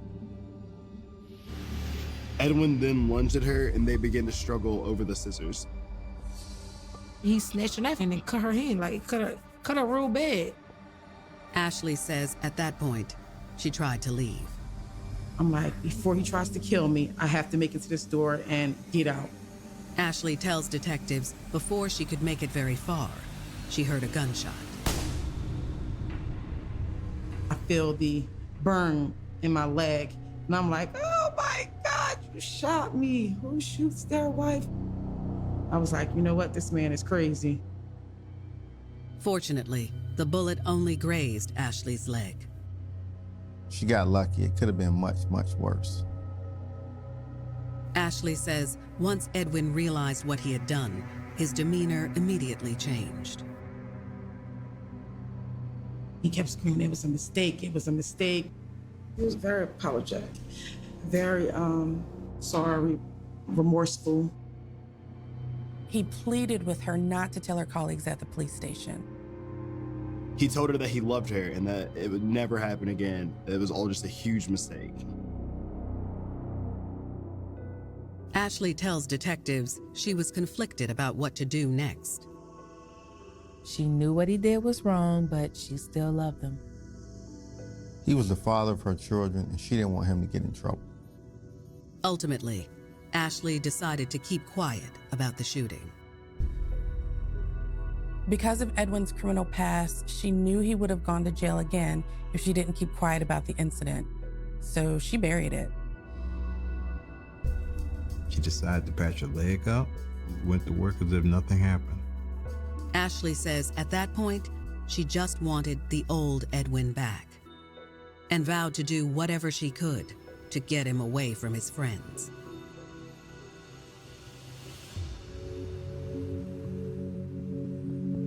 She wanted to do her own investigation, and that led to her looking into her husband and looking to other associates of this drug ring. She needed to know the extent of what they were up to and if Edwin was helping them deal drugs. I just was trying to put the pieces together. Ashley admits she began looking into reports on Edwin's friends to see if they had been getting into any trouble. And when she pulled up Danielle's record, she was shocked at what she found. She saw that Danielle had been linked to a drug deal gone bad. She was worried she would lose Edwin forever if he continued to go down this volatile and destructive path with Danielle. They were close, they often hung out. I was fearful. Ashley says she began checking up on Edwin regularly while she was at work, trying to make sure he was staying out of trouble. I would call him every chance I got, or I would call his friends. She said that's why the phone record showed so many calls between her and Danielle. She was just trying to check up on Edwin when she couldn't get a hold of him. Ashley assures detectives she never actually told Edwin or Danielle about the police department's investigation. There wasn't like a warning. It was just like, what are you doing? Are you with the kids? Kind of just checking up on them. As an officer, she was sworn to uphold the law. As a wife, she took a vow of being there for her spouse. It was a very thin line. Ashley's explanations may sound innocent enough, but detectives are skeptical. The detectives talking to Ashley are not buying her story. The fact that her husband's associate was tipped off about the narcotics investigation right around the time Ashley had been calling him was too coincidental. What Ashley doesn't yet know is that detectives have one more damning piece of evidence up their sleeve. She had knowingly chosen her man over her badge. She was trying to fight for her marriage. She knew exactly what she was doing, and she was potentially jeopardizing her duty as a police officer.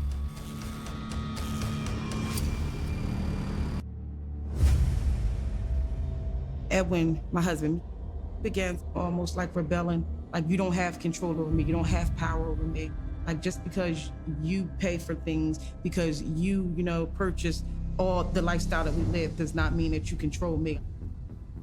I mean, I loved him.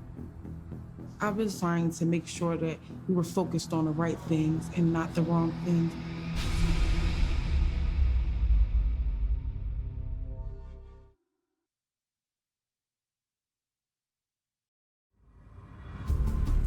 October 2014.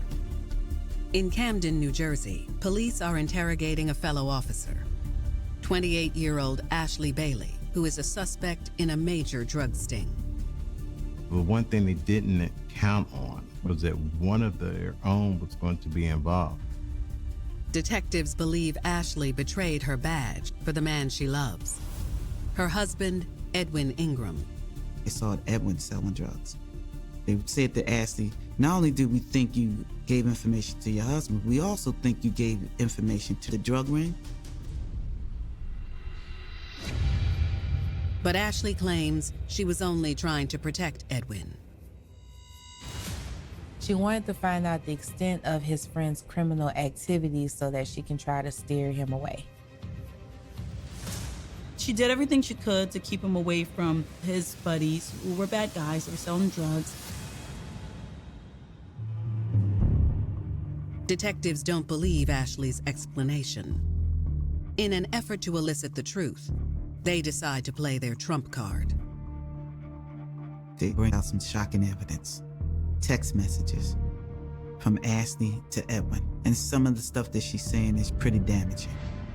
She's saying things like, I love you, I don't care what they say, I'm in this with you. I mean, stuff like that is incriminating. It's almost saying that I did it. That's hard. It sounded like she was admitting to helping Edwin and his associates, and that she'd chosen that over her duty as a cop. Faced with the text message evidence, Ashley makes a new admission. She said she had actually been looking into reports on Edwin and his friends prior to the fight where he shot her. She admits that during the fight, she may have slipped up and revealed some of what she found out. In the midst of arguing back and forth, I guess a lot of things were said. It was a very emotional time. She didn't know what to do. But detectives are still skeptical. They believe that she knew about her husband's involvement in drug trafficking all along and that she was actively trying to help him and his associates continue business as usual. They thought that she told Edwin that police were closing in on Danielle and that Edwin needed to stay away from him and lay low. It was confidential information from an open police investigation. But she had to warn her man and try to keep him safe. Ashley is charged with official misconduct and conspiracy. She's suspended without pay and taken into custody. I mean, I was blindsided, shocked. She's still adamant that she didn't do anything wrong. With Ashley now behind bars, law enforcement move in to arrest several members of the drug ring, including Danielle Calm. They arrested Danielle at a local motel where he's been hiding out. Meanwhile, on the east side of town, Ashley's husband, Edwin, is about to get a rude awakening. Officers move in to arrest him at the home he shares with Ashley. They opened up the door, and it was the task force. He's now having to face the music. Police handcuff Edwin and take him into custody. He went with them without incident.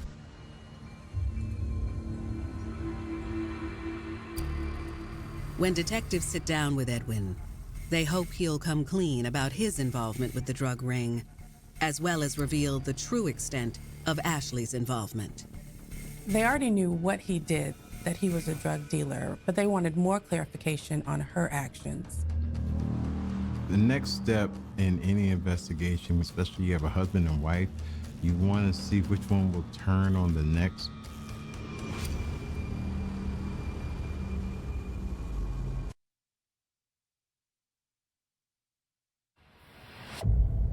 October 28th, 2014. Camden County Police have now both Ashley Bailey and her husband, Edwin Ingram, in custody for their involvement in a drug trafficking ring. Police were convinced that she was an informant. Ashley claims she didn't do anything wrong on purpose. She said she may have let some information slip out to Edwin during like an argument or something, but she was never trying to help out the drug ring. Detectives aren't buying Ashley's story. Now that they have Edwin in custody, they hope he'll come clean about his crimes and ultimately reveal the truth about his wife. They already had him on conspiracy charges. They wanted more intel on her.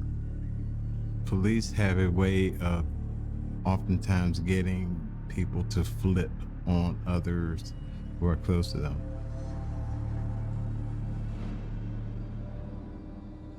When detectives sit down with Edwin, they lay out the evidence they have against him.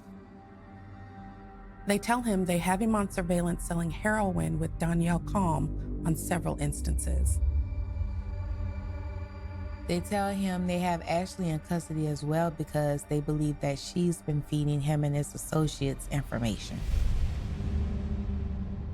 Detectives explain that he's being charged with drug conspiracy and will face 10 years behind bars if he refuses to cooperate with them. They say, hey, if you tell us more about this drug ring, we may be able to cut you a deal. They ask him if Ashley had a bigger role than she's been letting on. But to investigators' dismay, Edwin refuses to play ball. He denies having anything to do with drugs and Ashley's involvement. He basically clams up and asks for a lawyer.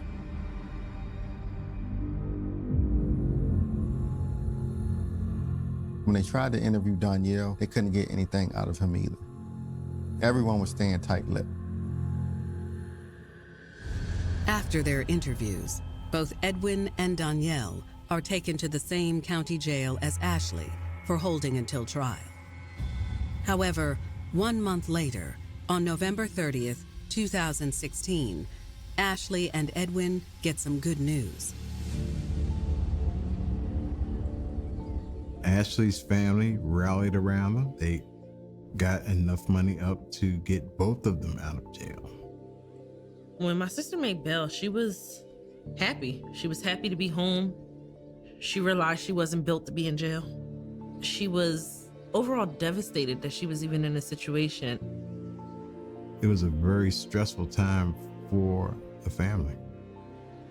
She was scared. She was happy to be home with her children. But it was that underlying fear that took root. And with the trial looming before them, the couple had been thrown another curveball. They found out that she was pregnant with child number 4. We were going to trial, still fighting the case, and here I was locked up with another baby. By the time Ashley was 8 months pregnant, the trial was only a few weeks away. She and Edwin did their best to keep things positive for the kids. She wanted her kids to feel safe. She wanted her kids to feel happy. We just watched movies. Everybody slept in one room. The kids camped out on the floor. He had turned over a new leaf. The abuse had stopped. He was back to the old Edwin, ironically, now that they're both facing time. He expressed how remorseful he was that I was where I was at because of him, because of his choices. I mean, it just felt like if it wasn't for his actions, you know, I wouldn't be where I'm at. What Ashley didn't yet realize is that her time with her man was about to be cut short. She woke up before everybody, and Edwin was dead. Edwin had a heart attack in his sleep and never woke up. The day Edwin passed away, that was like the lowest of the low. It was a traumatic time. It was. It was very heartbreaking for her. She's fighting this case, then she got to fight the case by herself. What am I going to do now? What if I can't win this case? What if, you know, I have to go to jail? I'm going to leave now 4 kids, not 3, 4.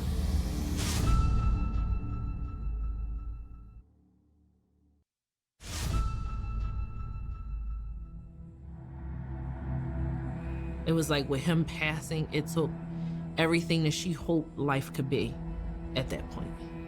She was devastated. She became numb and she just existed. Her personality, her spirit was non-existent. And I think she turned from living strategically to just up and down. It was like a spiral effect.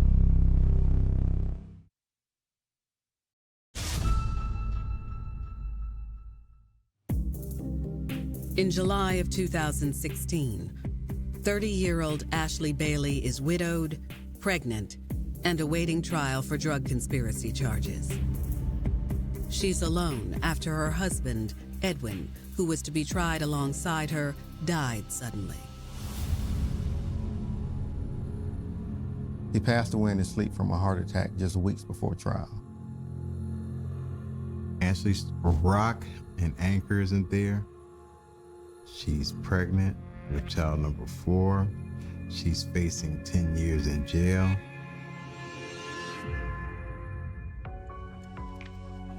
When Ashley gives birth to their 4th child, it's bittersweet.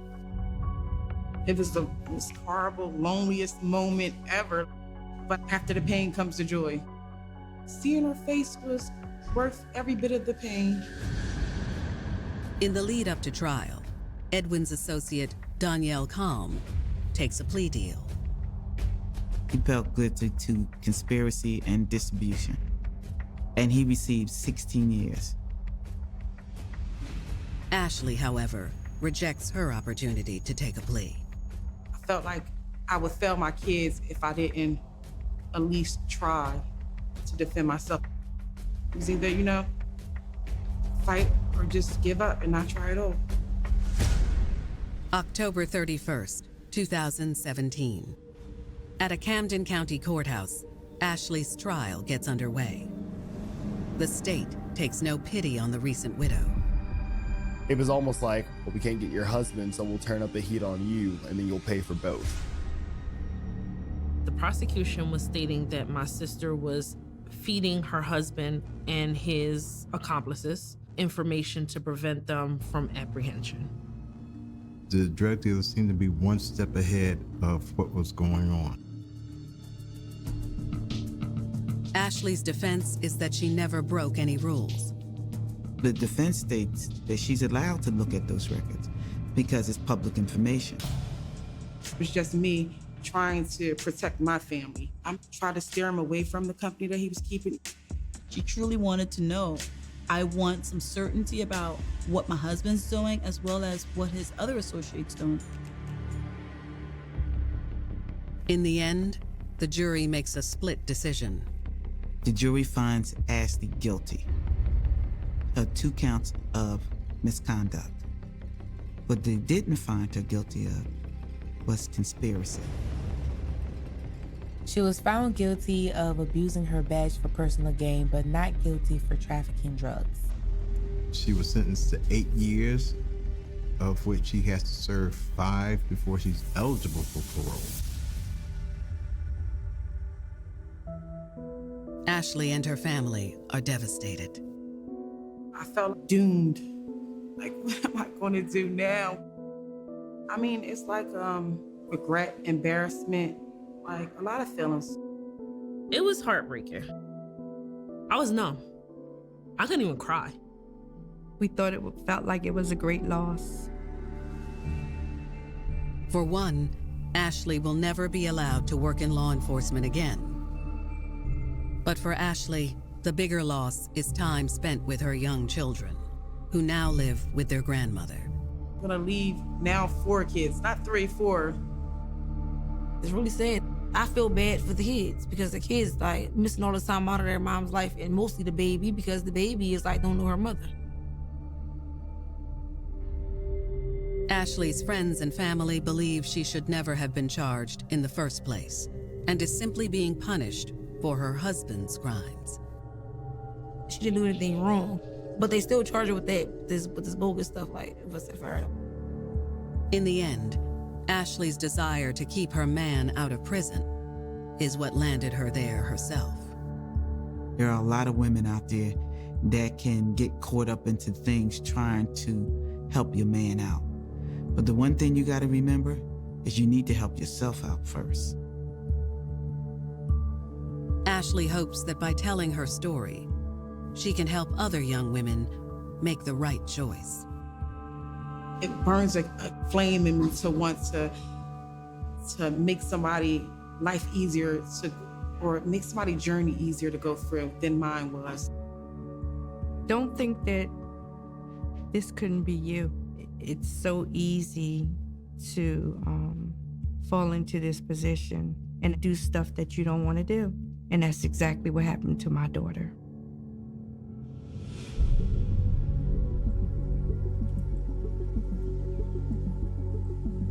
To love and protect, to protect and serve. Walking the line between the love for a man and an oath to uphold the law can be dangerous. It's a choice no one should ever have to make because the stakes are so high and the potential for loss so great. Abuse is never okay. If you or someone you love is in an abusive relationship, there is help available. Call the Domestic Violence Hotline at 1-800-799-SAFE. After years of struggling with addiction, Shakina Feazell seeks sobriety and finds an intoxicating new love. Their relationship was one that she never experienced before. But when passion fades, Shakina is lured into a violent rock bottom that leaves Chicago's West Side reeling. He pulled out the gun and he shot into the car, and they were on the run. I just couldn't believe this. It was hard seeing my sister's face on news. And later, in Lakewood, Washington, store manager Tony Marie Williams-Irby looks for a man who will bring some excitement into her life.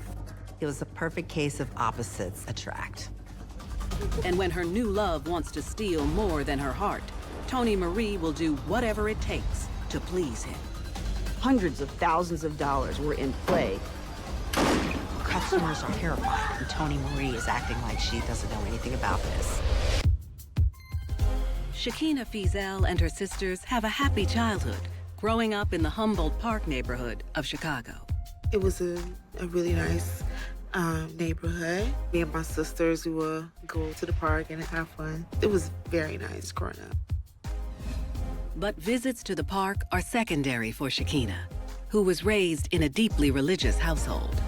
5 minutes and we need to go. We would go to church mostly every day of the week.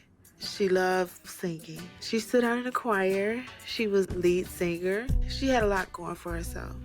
She was a very positive person growing up. The high-spirited church girl shines amongst her peers. She was friends with everybody. She was just the life of the party. She had a bright future. She's very smart. She taught me a whole lot. However, as Shakina grows older, the fun-loving teen begins to find church life restrictive. She was very outspoken. She wanted to be like her other friends, you know, outside of the church, you know. She wanted to just have fun. Like many children that grow up in the church, Shakina rebelled. She started hanging out with the wrong crowd. Then she got involved in alcohol, which of course led to drugs. The popular teen could now be found just about anywhere, except within the walls of worship. She would hang out and be gone with her friends, and I would have to go and look for her. Adolescent rebellion is quite normal, and so it's this constant pushing of the boundaries. And that pushing of the boundaries leads to very dangerous behaviors, and those dangerous behaviors then end up being chronic dangerous behaviors. What starts as recreational drug use soon becomes an all-consuming habit when Shakina becomes hooked on heroin. To support her dangerous addiction, Shakina shoplifts from trendy clothing stores at the local mall. She developed a reputation as a booster, selling the clothes that she stole, and she was successful at it. It made her pretty popular in the community, but it also made her pretty popular with police. She did what she needed to do to support that habit, and it got her locked up a few times. And through all of her brushes with the law, her closest sibling still has her back. Anytime my sister needed anything, help, I was there for her. You know, I was like, we're gonna do this, we're gonna make it, we're gonna get through this. So finally, in her early 20s, after several years of disappointing her family and herself, Shakina makes the decision to enter into drug rehab. Shakina committed herself to getting better, getting clean, staying that way. Things were looking good. I was very happy for her. Deep down inside, I know she wanted to, you know, do what was right. Then one day, during a group therapy meeting, Shakina catches the eye of a handsome fellow patient, 39-year-old Dion Banks. Dion Banks was this tall, good-looking guy. She immediately was drawn to him. She wanted to get to know him better, so she introduced herself to Dion. The two begin talking after meetings and develop an intimate rapport. They build a relationship on a foundation of friendship and honesty. He had trouble with the law, trouble with gangs, and that he was in prison for murder. Most women would have run away from a situation like this. But what happens in many situations when we're talking about drug abuse treatment, it's about not making value judgments, and it really is about redemption and forgiveness. Shakina and Dion's budding relationship seems more stable and intimate than anything she's felt before. But the two will have to wait before they can express their feelings physically. When we look at drug abuse treatment, it is very frowned upon for the patient or the person going through the rehabilitation to engage in romantic liaisons because it's really easy for that drug dependency behavior to now be transferred to a codependency behavior in a sexual or loving relationship with someone else. Who here has Dion and Shakina tried hard to abide by the rules, and they grew even stronger. When I met him, he was a okay guy, but I just felt like he was older than her. He was too old for her at the time. I kind of felt like something was wrong with him. I just didn't feel like that was the right person for her. And when they're each released, Shakina is sober and feeling on top of the world, ready to face the streets of Chicago and remain drug-free with her man. She continued her relationship with Dion, and things were going well. They both supported each other in their sobriety. Now out of the strict confines of treatment, they let the sparks fly. They were finally able to have that physical contact that they weren't able to have during rehab. But as time passes, the couple finds themselves falling off the wagon. Dion began drinking again, which ultimately led to Shakina falling back into her old habits of using drugs.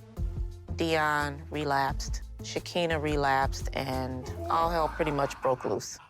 And in no time, the gentle, supportive Dion that Shakina met in rehab has transformed into a monster. Dion, being back on drugs and alcohol, would take that anger out on Shakina. What the hell is wrong with you?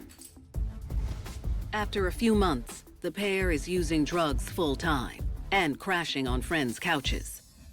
Shakina uses her 5-finger discount to keep the couple afloat. She did the shoplifting, which she was known to do well. She had to support herself and support her man, and Dion didn't want to have it any other way. But no one could predict how this rocky relationship is about to spin out of control and collide into heartbreaking tragedy. She thought she had something good, and it turned out to be the worst thing ever. It was very devastating. Chicago junkies Shakina Feazell and her boyfriend Dion Banks are on a bender in need of cash, and no one is safe from this toxic twosome. Shakina went back to her old ways of stealing things to support her habit and to support her man's habit. But soon the couple's thirst for drugs will have no boundaries. March 23rd unfolds in the usual way for the couple. Shakina and Dion had spent the night at a friend's home. The next day, they woke up and Dion tells Shakina, "Get up, we're going to the mall." Get up. Shakina knows that any trip to the mall means she'll have to ply her illicit trade. So she thought, I need to get on my job and go shoplift so we can sell some things. It's time for us to, get high. It's quite possible that Shakina may have engaged in shoplifting again simply to get the money to be able to get the next fix. And as I see with many people who are drug addicted, to avoid the painful withdrawal from being drug addicted. At approximately 2 p.m., Shakina and Dion arrive at their destination. Ford City Mall on the southwest side of Chicago, it's always crowded. They've got great stores, and it has the movie theater that's next to it on the property. So it's very popular. It's then that Dion tells his leading lady they're going to mix it up. I'm thinking it was a change of plan. I don't know exactly what happened. They were going to shoplift in one of the stores in the mall, but he decided to carjack someone. Shakina probably felt a little relief because they were going to use that money from the car to fund their habit. After driving around the parking lot for a few minutes, Dion spots his target. That's it. That's why I was up. Dion saw the perfect car that he wanted. Stop the damn car. Oh my gosh, what the Shakina hell? watches as her man pulls a gun from his waistband and marches toward the car. He approaches the car. There's a woman inside. So he's screaming at her, cursing at her, "Get the F out the car." Get the hell out the car. Get out the car. You hear me? She's not moving fast enough, and Dion just snaps. Dion shoots through the window, shooting the lady in her thigh. Dion then drags her out of the car, gets in the car and pulls off. He just leaves her on the ground. My sister was in shock. She didn't know that this was going to take place. As the armed hood takes off towards Shakina in the stolen vehicle, he's shocked to see two frightened boys sitting in the back seat. The woman Dion had just shot was their mother. They seen all this happen. I can't even imagine what they were thinking at that time. It had to be very devastating for these kids. It takes just a split second for him to make his move. Get up! Dion stops, lets the two little boys out, and then proceeds to leave in the stolen car. Shakina was more afraid than she had ever been. She didn't know what to do, but she knew that she had to quickly get in gear and follow Dion. The two waste no time speeding away from the scene. Back in the Ford City Mall parking lot, the two little boys race to their injured mother's side. Bystanders that were at the mall saw exactly what happened. The two little boys, of course, are around their mom, consoling her. Onlookers called for an ambulance. The boys crowded their mother, clinging onto her, and she was rushed to the hospital. Beloved 40-year-old mother of two, Rose Newburn, has lost a lot of blood and is hanging on to life by a thread. Her children are examined, and while traumatized, the 4- and 5-year-olds are now safe from harm. With the dangerous duo now long gone from the scene, police begin their investigation. Witnesses tell them what type of car was stolen, and police put out a be on the lookout alert. Across town, Shakina remains closely behind Dion as he speeds erratically through the streets of Chicago. My sister was afraid. I feel like she was threatened. She knew that he had a gun. Shakina's heart was pounding at this point. And the mayhem has only just begun. And later, in Lakewood, Washington, Toni Marie Williams Irby throws caution to the wind to live dangerously with her lover. There was an excitement, just the idea of maybe doing something illicit. She looked out onto a sea of panicked and bloody customers. In Chicago, Illinois, after witnessing her boyfriend shooting and carjacking a young mother, Shakina shadows her man as they continue to race down the shady path that's unfolding in front of them. Why, in this situation, would you follow someone who committed a violent act? Perhaps the male in this situation is extremely violent, and the female realizes that she might be a victim of that herself if she doesn't cooperate. And secondly, the payoff for both of them, if they got away with this, would be to get their necks fixed. The crooked couple drives on the expressway before exiting approximately 45 minutes later. Once alone, Shakina attempts to talk to Dion and figure out their next steps. How they can turn the car into cash to score drugs without getting caught. Shakina is trying to calm Dion down, trying to calm this monster down. But any semblance of the man she loves is gone. Dion was enraged. Dion suggested that they unload that car, so he instructed Shakina to take him to a chop shop. Shakina tries reasoning with him. I'll kill you! I'll kill you and kill me! Finally, this seems to work, and she gets an idea. Shakina says, okay, I know of a chop shop, but she didn't know of a chop shop. After driving around looking for this fictitious garage that will buy their stolen wheels, Shakina has a plan to ditch Dion. As they're going along, large park, heavily populated area, middle of the day. She speeds up, hits two parked cars. She hits one so hard that her airbag deploys. She gets out, pretending to be injured. Shakina crawls out of the car and onto the pavement, pretending to be injured. Dion comes over to find out what's going on.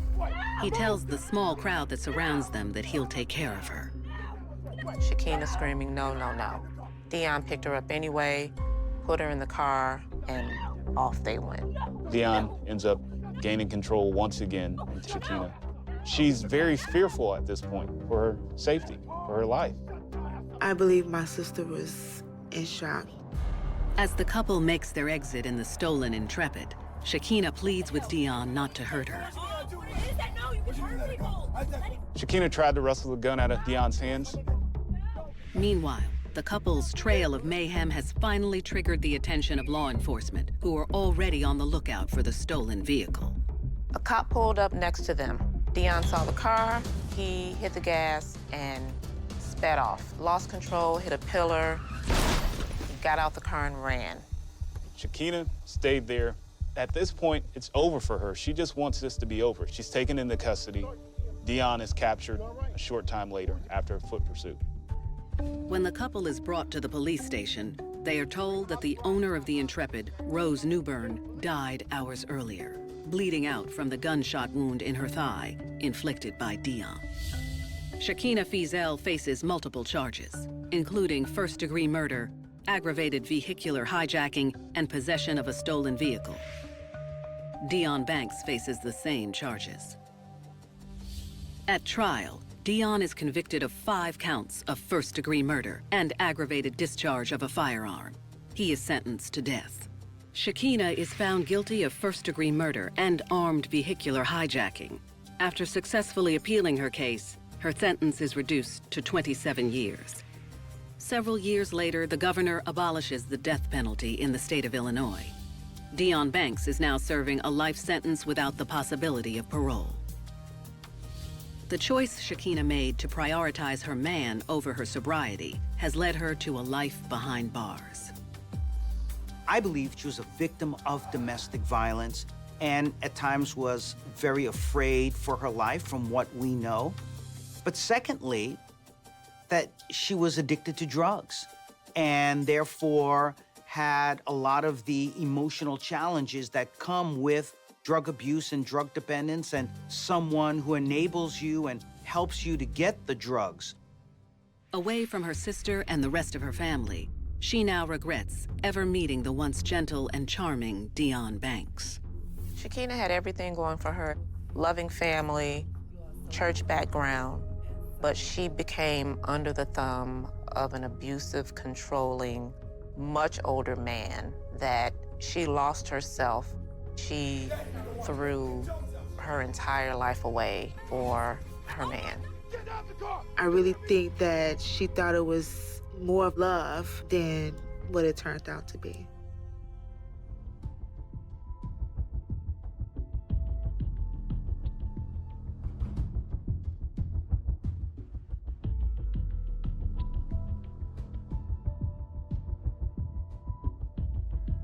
Shakina Feazell's hope for true love crashed and burned when she fell under the spell of a man who fed into her addiction. Next, Tony Marie Williams Irby starts a destructive chain of events when she falls in love with a charismatic crook. Originally from Chicago, Illinois, Tony Marie Williams Irby has lived a stable and commonplace existence for most of her years.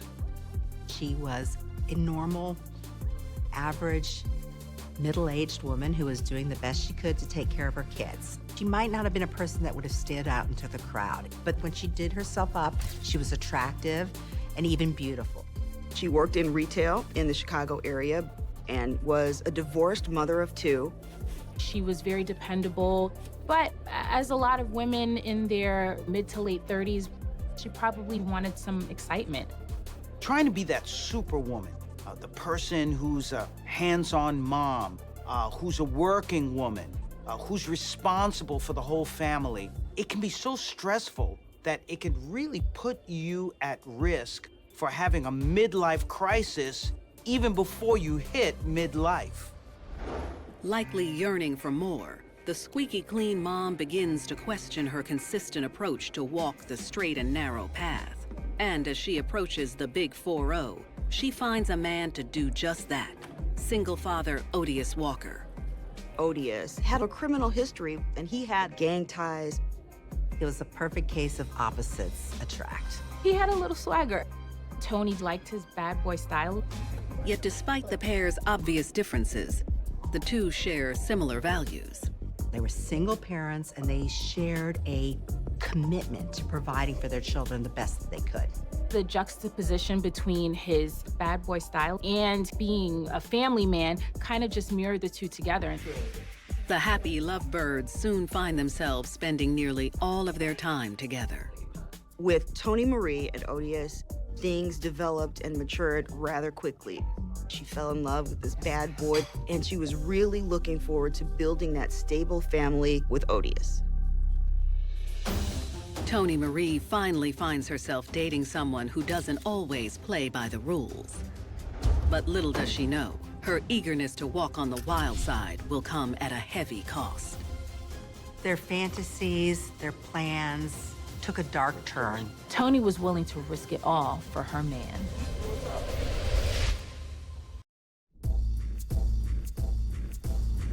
Chicago native Toni Marie Williams Irby is happy to have found an exciting new man, Odious Walker. What begins as a hot and heavy romance glides into more serious territory within a year. Their relationship became very, very close. Their children were coming together. Everything seemed like it was going well for them. The couple packs up their 5 children and heads to Washington State, where they lovingly begin their happily ever after. They packed up and headed to Washington, where Odious had a few relatives. In a place like Chicago, it's really difficult for a former gang member or a gang banger to turn a new leaf, to start a new lifestyle. Going to Washington State was a place that they truly hoped that they could start a new life. The newly blended family settles in a posh town just outside of Tacoma. University Place has always been considered a little oasis. This is an area where people want to build their families. The crime rate's low. You don't hear on the news about all kinds of murders and shootings and robberies happening. Toni quickly secures a well-paying management position at a big box retailer in the nearby town of Lakewood. She was a merchandise supervisor, and she managed a small team. She had good experience. She was trusted. She was respected. It's a multifaceted job that requires Toni to be aware of all aspects of the store's operations. She attended meetings. She was privy to the financial workings of the store. While Toni is out earning a steady income, Odious is a stay-at-home dad. Odious had been injured, but he really had the job of managing things at home while Toni went out and was actually in the labor force and was the breadwinner, so to speak. It's an arrangement that works well for the couple and their family. Toni and Odious probably thought that it was very important for someone to remain home with the children so that they had a loving environment. In the middle of a move, it's really important that we look at the needs of the blended family, because they are used to a certain lifestyle, they're used to their family being a certain way, so now we're pulling them, sometimes ripping them out of the comfort zone. It's important that we set the rules in a way so that this new blended family can coexist in a peaceful manner. From the outside looking in, Toni and Odious are settling in well to their new suburban life together. They were able to provide for themselves and their family pretty well. They could buy their children the latest toys and gadgets and also have money left over to go out to dinner every once in a while. Toni and Odious loved to entertain. They loved barbecues. They loved to do it up big. If they were gonna cook, they were gonna have steaks or lobster or something nice. But the pressures of living well soon begin to take their toll on the family. The lifestyle that they live and the money that Toni is making simply is not working. For Odious, that meant dreaming up ways that maybe he could bring in some more money. Due to his disability, Odious is left with few options for legitimate employment, so he taps into his bad boy past. Marijuana sales became Odious's way of making ends meet. He keeps his operation small, quiet, and his lady love uninvolved. Odious wasn't a big-time drug dealer. He was just bringing in a pound or two from California and selling it in dime bags from their home. So it really was not bringing in that much money. When one member of a couple engages in illicit or illegal behavior, it kind of forces the other partner to kind of go down that slippery slope with them. And we have to be aware that if the partner who is not doing anything wrong, but is aware of their partner doing something wrong, in many ways, They are an accomplice to that bad behavior. With marijuana sales not bringing in enough green, the couple knows they'll need to find another way to support their lavish lifestyle, which is when Toni shares some tantalizing information with her beloved. I got an idea. She decided that she was going to fill in Odious about the confidential information relative to the financial situation over at the store. Toni began to tell Odious details of the store's day-to-day operations. I mean, serious details. And she could probably see those dollar signs in Odious's eyes. $200,000 came in and out of the store every day. Imagine what they could do with that money. Imagine what they could do for their family. Together they started fantasizing, and then at some point the fantasy crossed over into real life, where they began to actually start planning a heist. Toni started to divulge details about the armored car, how much money was involved, when would the armored car get there, when was it expected to leave, how many guards were involved in the whole process. But money is likely only a portion of the illicit allure for the once squeaky clean mom. It sounds like she did feel excited to be a part of this world that Odious had been a part of. Cops and robbers and money and adventure. For a woman who's led her life and gone down the straight and narrow, never engaged in a criminal act or criminal behavior before, to now be aware that the person that you're involved with is living that kind of a life, it can be some sort of an adrenaline rush. Over the course of a month, Toni and Odious spend their evenings devising a plan to rob the megastore. Her job was to provide the initial intelligence, and then her job was to be quiet, stay in the background, do her job as normal. It was up to Odious to carry out that plan and make sure that it worked. But it's a job that's much too large for ambitious Odious to execute alone. They were trying to get hundreds of thousands of dollars away from trained specialists in the armored car industry. So Odious enlisted the help of his 31-year-old cousin, Calvin Finley, and family friend, 20-year-old Marshawn Turpin. We don't know that much about Turpin's history, but Calvin Finley had a long criminal history. When the burgeoning Bonnie and Clyde promised the two men each a generous cut from the heist, they seemed more than eager to help. Toni provided the team with all of the details that they needed. So what was next was just to get down to the nuts and bolts to essentially tie everything in so that they can enact their plan. But no one could predict the tragic events that would soon unfold. They wanted to do a heist. They wanted to get a lot of money. I don't think she planned to have somebody be killed. As summer approaches, the newly minted team of thieves set their sights on a target date for the heist they're planning at the retail store where Toni Marie Williams Irby works in Lakewood, Washington. Days before they were set to actually execute the heist, Odious, Calvin, and Marshawn decided to scope out the store. The crew needed to know details of how the driver and the guard who carried the money bags worked together. They drove to the retailer in Lakewood. They observed the armored car delivery and pickup. They decided who was going in and how it was going to be handled. They had it timed and planned down to the minute. On a sunny June day, 38-year-old armored truck security guard Kurt Husted goes about his daily routine. The popular retailer is one of many daily stops on his route. He was very well loved. He was an outdoors person, he was a motorcycle enthusiast, and he was just on the verge of marrying his fiancée.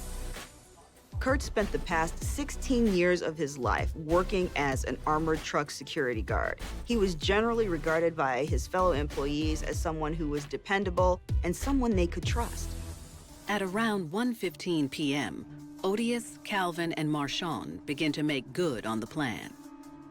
Toni has already been on the clock for a few hours and tries to remain calm. She knows that soon the Clyde to her Bonnie will arrive, forever changing both of their lives. This was the day her man was going to show up at that store, and she was going to have her hands on more money probably than she had ever seen at one time in her life. She probably was filled with anxiety, but she was doing her best to just have an even keel that day. Outside, Odious and his crew get into position. That means they're in the parking lot, in their vehicle, and they're waiting. The store was pretty busy. June in Washington is one of the loveliest months very often. It's the beginning of summer. People are usually buying little kiddie pools, looking for bathing suits, planning barbecues, thinking about weddings. You know, you don't imagine it as the time for an armed robbery. Like clockwork, at 1:30 p.m., the armored truck arrives near the front entrance of the store. Odious pulled up and parked right behind it. Then Marshawn and Calvin got out and went into the store. Due to the fact that it was a low-in-crime area, Kurt simply wore a bulletproof vest while he went into the store and his partner stayed in the armored truck. Odious told Calvin he wants to be apprised of everything, so he's asked Calvin to call him on the cell phone and keep the line open, which is what Calvin has done. Marshawn and Calvin locate Kurt on his way to exit the store, and that's when they decide that they're going to get this done. Let's get this over with. All this busyness that was going on in the store, Calvin approached armored truck guard Kurt Husted. Excuse me, sir. As Kurt turned to find the source of that voice, Calvin raised his right arm, extended it, firing one shot. Kurt was shot at point-blank range. He collapsed instantly. As Kurt lies motionless in a pool of his own blood, he isn't Calvin's only casualty. The trajectory of the bullet then went from Kurt's head into the shoulder of an individual who was just standing in line waiting to check out. Andre Ramos was holding his 18-month-old son at the time. As the murderous three make their getaway, the stunned and panicked customers and employees are trying to make sense of the violence they've stumbled into. The store was pretty busy. Customers are huddled, running. They are hiding under racks of clothing, and they don't know what's going on. They're terrified. Tony Marie Williams-Irby hears the commotion caused by her man's crew while enacting their plan to commit a violent armed robbery. She watches as Calvin and Marshawn escape the chaotic scene with bags of money.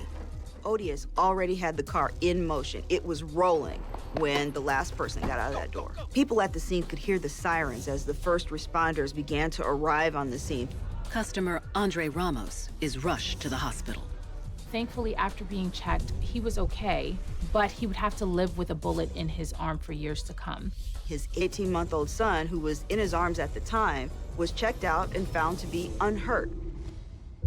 Lakewood police begin their investigation amidst the utter chaos of the scene.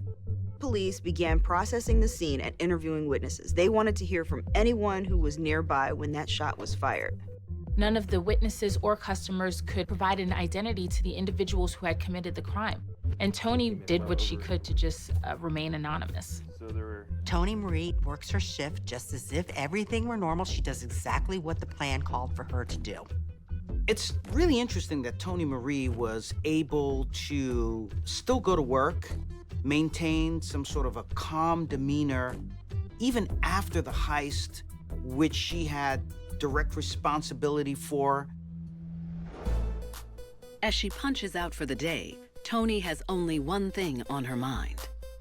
Tony received a ride home from her friend, and she's passionately reunited with Odious. Next, the lovers turned masterminds focus their attention on the spoils from their crew's take. Tony and Odious headed out to meet Calvin and Marshawn to figure out how they were going to divide up their loot. They had pulled in together $40,000, and they had to find a way to divide it up amongst themselves. While not as much as they had hoped for, $20,000 is still quite a windfall for the couple, so they decide to celebrate. They were not suffering a lot of remorse. 38-year-old Kurt lay dead in the storefront. They still considered it enough of a success to put on their good shoes and go out shopping. They bought a new video game system, games, a digital camera, and they went out to a big dinner. While Tony and Odious party it up, investigators hone in on the surveillance cameras located throughout the store. When police reviewed the surveillance footage, they were able to see every single detail of this violent crime.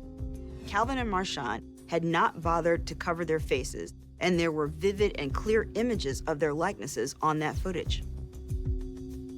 Once police had an image of Calvin Finley, the shooter, they were able to take it to other officers who identified him fairly quickly because he was sort of well-known criminal in the area. Not ready to tip their hand, they locate and speak to one of Calvin's known associates, Roger Felton, to confirm Calvin's identity. Roger not only identified Calvin, but told police that Odious and Tony Marie had approached him previously and asked him to be part of this criminal enterprise. Be part of some type of scheme. Roger stuns the officers when he reveals that the armed robbery's location wasn't chosen at random. It was an inside job. Tony Marie Williams Irby was soon identified as a suspect and brought into custody.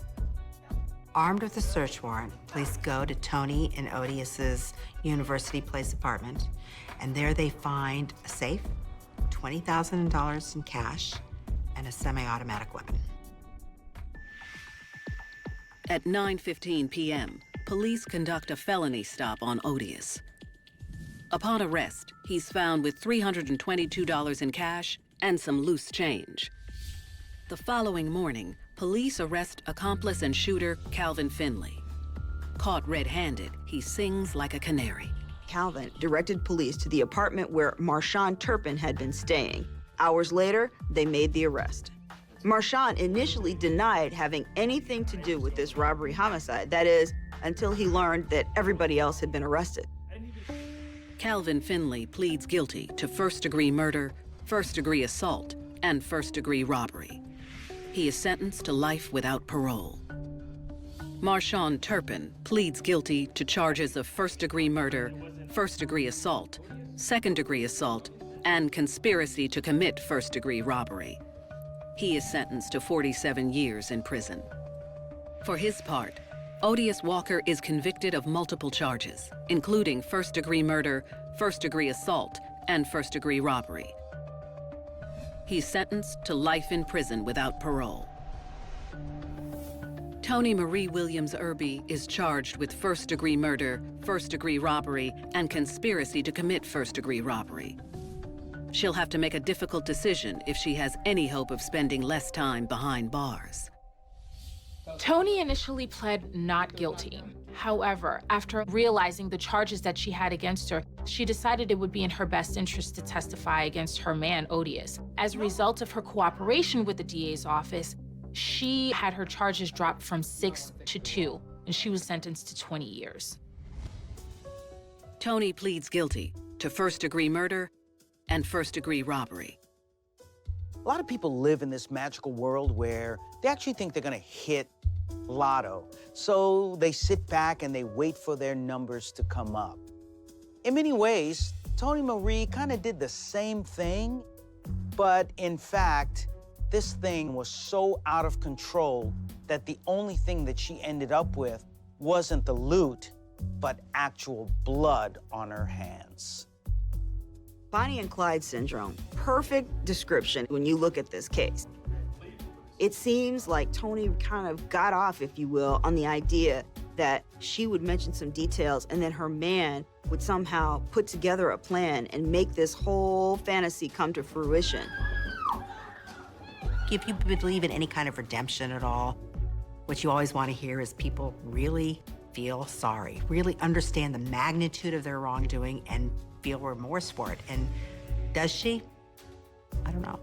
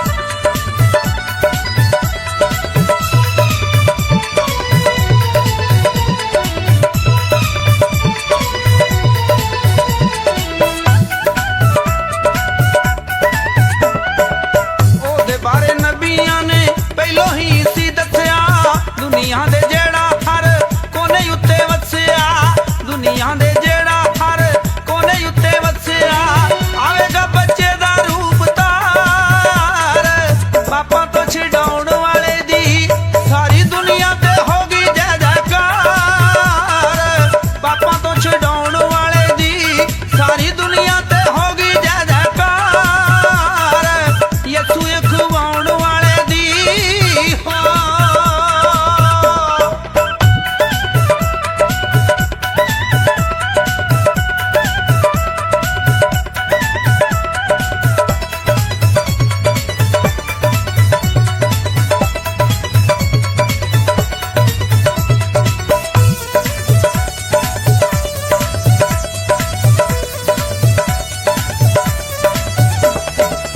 Mariam ਕੋਲ ਜਦੋਂ ਦੂਧ ਇੱਕ ਆਇਆ ਸੀ ਪੁੱਤਰ ਜਣੇਗੀ ਉਹਨੂੰ ਆਣ ਸਮਝਾਇਆ ਸੀ ਪੁੱਤਰ ਜਣੇਗੀ ਉਹਨੂੰ ਆਣ ਸਮਝਾਇਆ ਸੀ ਕਰੂ ਦੁਖੀਆਂ ਦੇ ਨਾਲ ਬੜਾ ਪਿਆਰ ਪਾਪਾ ਤੋਂ ਛਡਾਉਣ ਵਾਲੇ ਦੀ ਸਾਰੀ ਦੁਨੀਆ ਤੇ ਹੋ ਗਈ ਜੈ ਜੈਕਾਰ ਪਾਪਾ ਤੋਂ ਛਡਾਉਣ ਵਾਲੇ ਦੀ ਸਾਰੀ ਦੁਨੀਆ ਤੇ ਹੋ ਗਈ ਜੈ ਜੈਕਾਰ ਯਿਸੂ ਖਵਾਉਣ ਵਾਲੇ ਦੀ ਹੋ